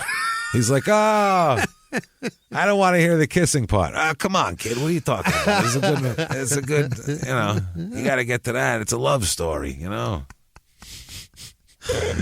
I got Columbo reading the fucking story to me. What do you want from me? Hold on. You mind if I light this cigar up, kid? Right, You're sick. bedroom? It's not respiratory, right? No, it's a stomach thing. You'll be fine. All right. You just got a fever? sit Sit back. I'm going to smoke Sit this. back. Hold on. Let me light my stogie. I'll skip the kissing part if you allow me to smoke. Yeah. If I could smoke my stogie. So there you go, everybody. Tellico Plains, Tennessee, and quite the fucking tale, I might add. That is a wild-ass story. That's I gross. mean, that guy's a scumbag of the highest order. You can't get any worse backwoods scumbag hillbilly than this shit fucking stain asshole. It is I don't like him. amazing how many serial killers were in the 70s. Staggering. This guy absolutely had a signature and everything. If they found more girl, like think about if they would have found all the girls he killed, they all had jeans wrapped around them. You'd know his fucking name today as the fucking jean face killer or something. The Wrangler. Yeah. The Wrangler. Levi Strauss and Murder is what it would be called. So there you go, everybody. If you like that, tell the world about it. Get on whatever app you're listening on and give us 5 stars because it does help a lot. It helps drive you up the charts. We wish we knew why, but we don't. Actually, I don't really care why. It just does. So Don't thank tell you me for doing why. that. Just do it. Just do it. Definitely head over to, follow us on social media as well, at Murder Small on Twitter, at Small Town Pod on Facebook, at Small Town Murder on Instagram. Lots of new stuff to tell you about and all sorts of updates and everything. Head over to shutupandgivememurder.com today for all of your stuff here. You can get all of your merchandise. There's new shirts up. The Roustabouts shirts are up, which is pretty cool. All sorts of neat stuff there. And tickets to live shows. They which are. is the most damn important part of the whole thing. They're going to be there. Tickets to live shows. Chicago and Minnesota look sold out right now, but they can still return tickets because it was a rescheduled show. So closer to showtime, check because people will return tickets to get their money back, and you can snag a couple here or there. Thursday if you want to go. You never know for both of those. We do have Pittsburgh and Columbus on the 8th and 9th of April. Check that out as well and see us out there. Love doing Pittsburgh. That's a fucking great crowd. I love that. That's a great city. Cool people. I love the food. Good shit. Strong people. Jesus. Strong, good goddamn. Yeah, they are. They're a hearty bunch. Strong. They're good. I like them. They're fucking awesome. Pennsylvania great. might be one of the better states in this whole country for audiences and fun. They're great people. They're great. Yeah. And especially in cold places. That's why Minneapolis is great. And like Portland, it rains a lot. It's Chicago's great. Anywhere. Awesome. Tough weather outside. They want to go inside and laugh at some shit, and they go out for it. So check us out there. ShutUpAndGiveMeMurder.com. Patreon.com/crime and sports. We have such good stuff this week for you. My goodness, you're going to love it this week. Anybody, by the way, $5 or above, you get access to everything. The whole bonus catalog, crime and sports bonus, small town murder bonus, the back stuff, everything. This week is going to be awesome. We have, first of all, for crime and sports, which you're going to want to hear, we have a guy wrote a book, spent 15 years writing a book, an investigator, researched, really put a lot into this. The name of the book is called, quote, OJ is innocent and I can prove it, exclamation point. He's the man who is the author of the Jason Simpson theory, the one that the son actually killed him. And we'll talk about some of his points that are pretty good points and some of his points that are really asinine at the same time. And we'll see if you think that OJ's innocent, maybe. It's a whole new thing. It's a bold claim. It's a bold claim.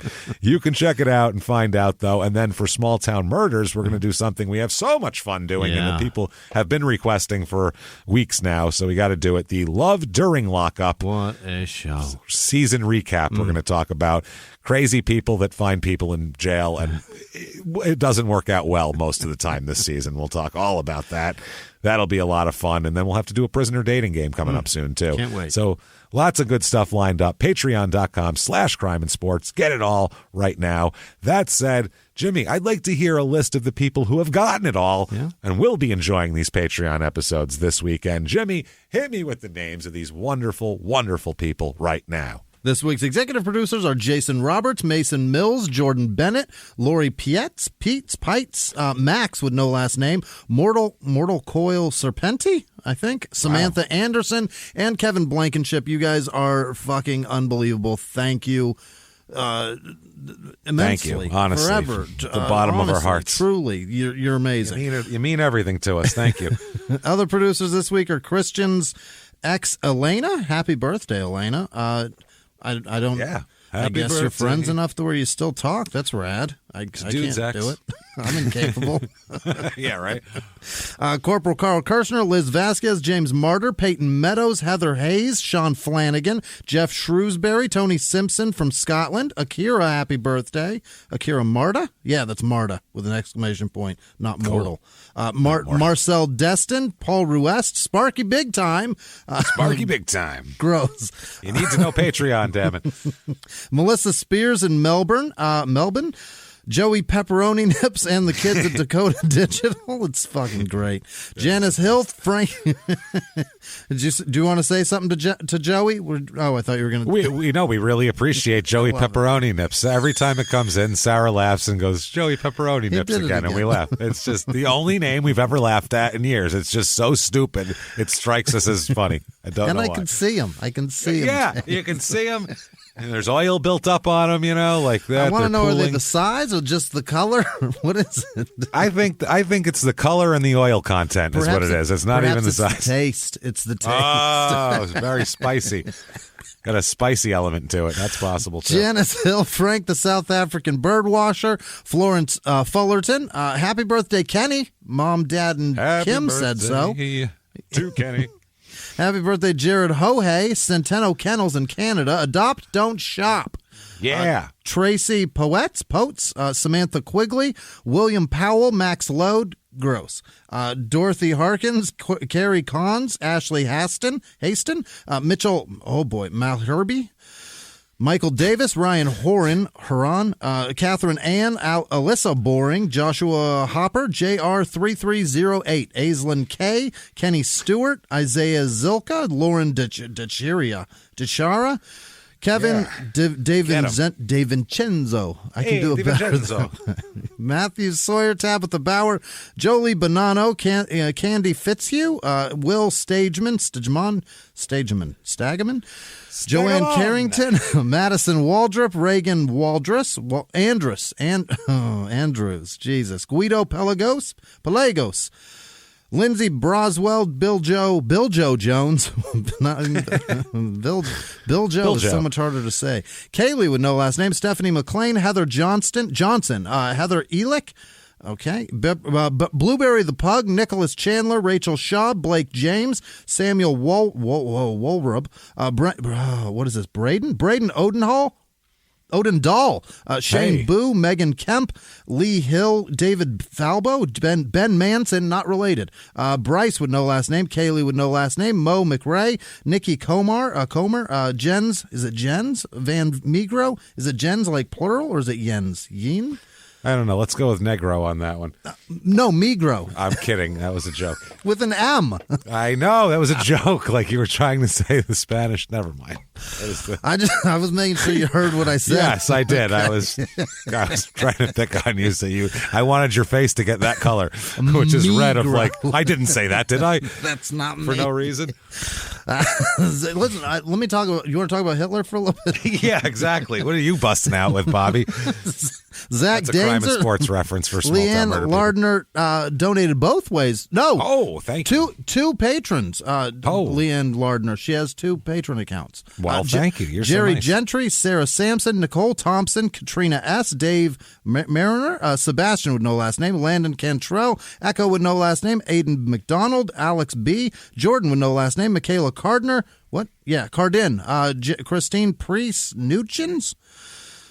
Jean Kristen, Jean maybe, Annie Skilton, Ian Avery, Amber Cronin, Renee Eisen, Sandy Hoven, John Flynn, Leah Ahern, Bezia, Riley, Michael Schaefer, Steve Teft, Josh Shearer, Penelope with an M, no last name. No, that is the last name.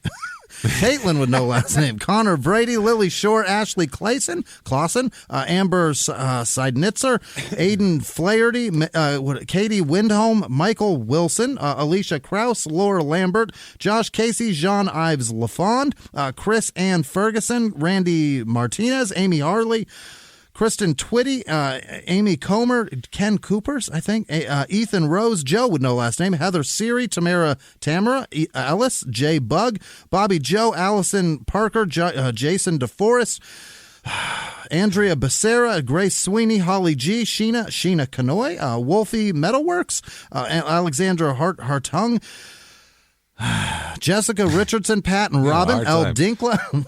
I'm working so hard. Rebecca Lissamore, Kath Ozog, Jen Beers, Amy Lemieux, Inga Bischoff, Brian with no last name, Michaela Jordan, Nicole Arnell, Daniel Miles Virali, Juniper Suluski, William Dixon, AC, Wayne Patterson, Tommy Pinkley, Rick Bryant, Lieutenant Dan's Legs, P.S. That's nice of them to get back with us. It's easy to read. Angela Jackson, Ashley Morrison, Joe Beckett, Michelle Hornberger, Jillian with no last name, Corey Gower, Margie Mulder Rothmayer, Janine with no last name, Chandler Whitney, Sam Winterer, Nick Rarby. Oh. Shauna with no last name, Brian Dillon, Christina Chimiluski, Wow. Presbeluski, Aaron Bowes, something Polish, as Night Shift would say. Andrew Glassington. Name of the deceased, something Polish. Dylan Burns, Elise Poulin, Amber with no last name, Darren Hodgkins, Kane with no last name, Jennings, Socorso McCoy, Dylan Davis, June Dye, Marnie Wiltrout, Brent nephew, Jody Bolvanovsky, Crumble Cake, Kyle Metcalf, Meg Hauser, Ryan Wendt, Tyler Sigvalston. What?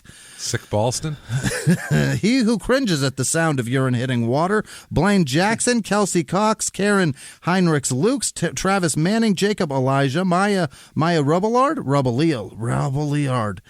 Nicole Potter, Jesse White, Carla Spence, Jeremy with no last name, Craig Widgkins, Boss Hogg, Norma with no last name, Nolan Wilson, Reva Walker, Justin Miller, Ryan Schlickenmayer, Sherry Velez, Brent SPL Special, and Frazier, and all of our patrons. You guys, you're truly incredible. Thank you. Thank you so much, everybody. We, from the bottom of our hearts, we cannot tell you how much we appreciate all that you do for us. Real.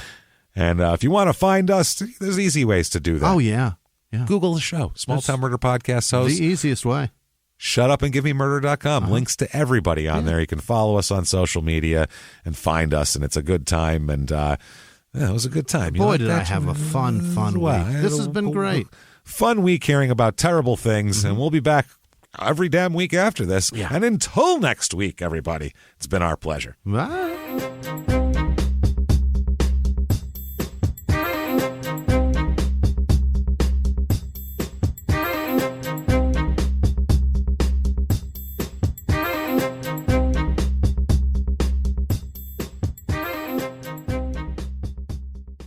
If you like Small Town Murder, you can listen early and ad-free now by joining Wondery Plus in the Wondery app or on Apple Podcasts. Prime members can listen early and ad-free on Amazon Music. Before you go, tell us about yourself by filling out a short survey at Wondery.com/survey. He was hip-hop's biggest mogul, the man who redefined fame, fortune, and the music industry.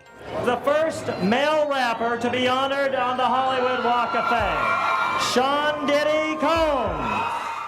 Diddy built an empire and lived a life most people only dream about. Everybody know ain't no party like a Diddy party, so. Yeah, that's what's up. But just as quickly as his empire rose, it came crashing down. Today I'm announcing the unsealing of a 3-count indictment, charging Sean Combs with racketeering conspiracy, sex trafficking, interstate transportation for prostitution. I was up. I hit rock bottom, but I made no excuses. I'm disgusted. I'm so sorry. Until you're wearing an orange jumpsuit, it's not real. Now it's real. From his meteoric rise to his shocking fall from grace, from law and crime, this is the rise and fall of Diddy. Listen to the rise and fall of Diddy exclusively with Wondery Plus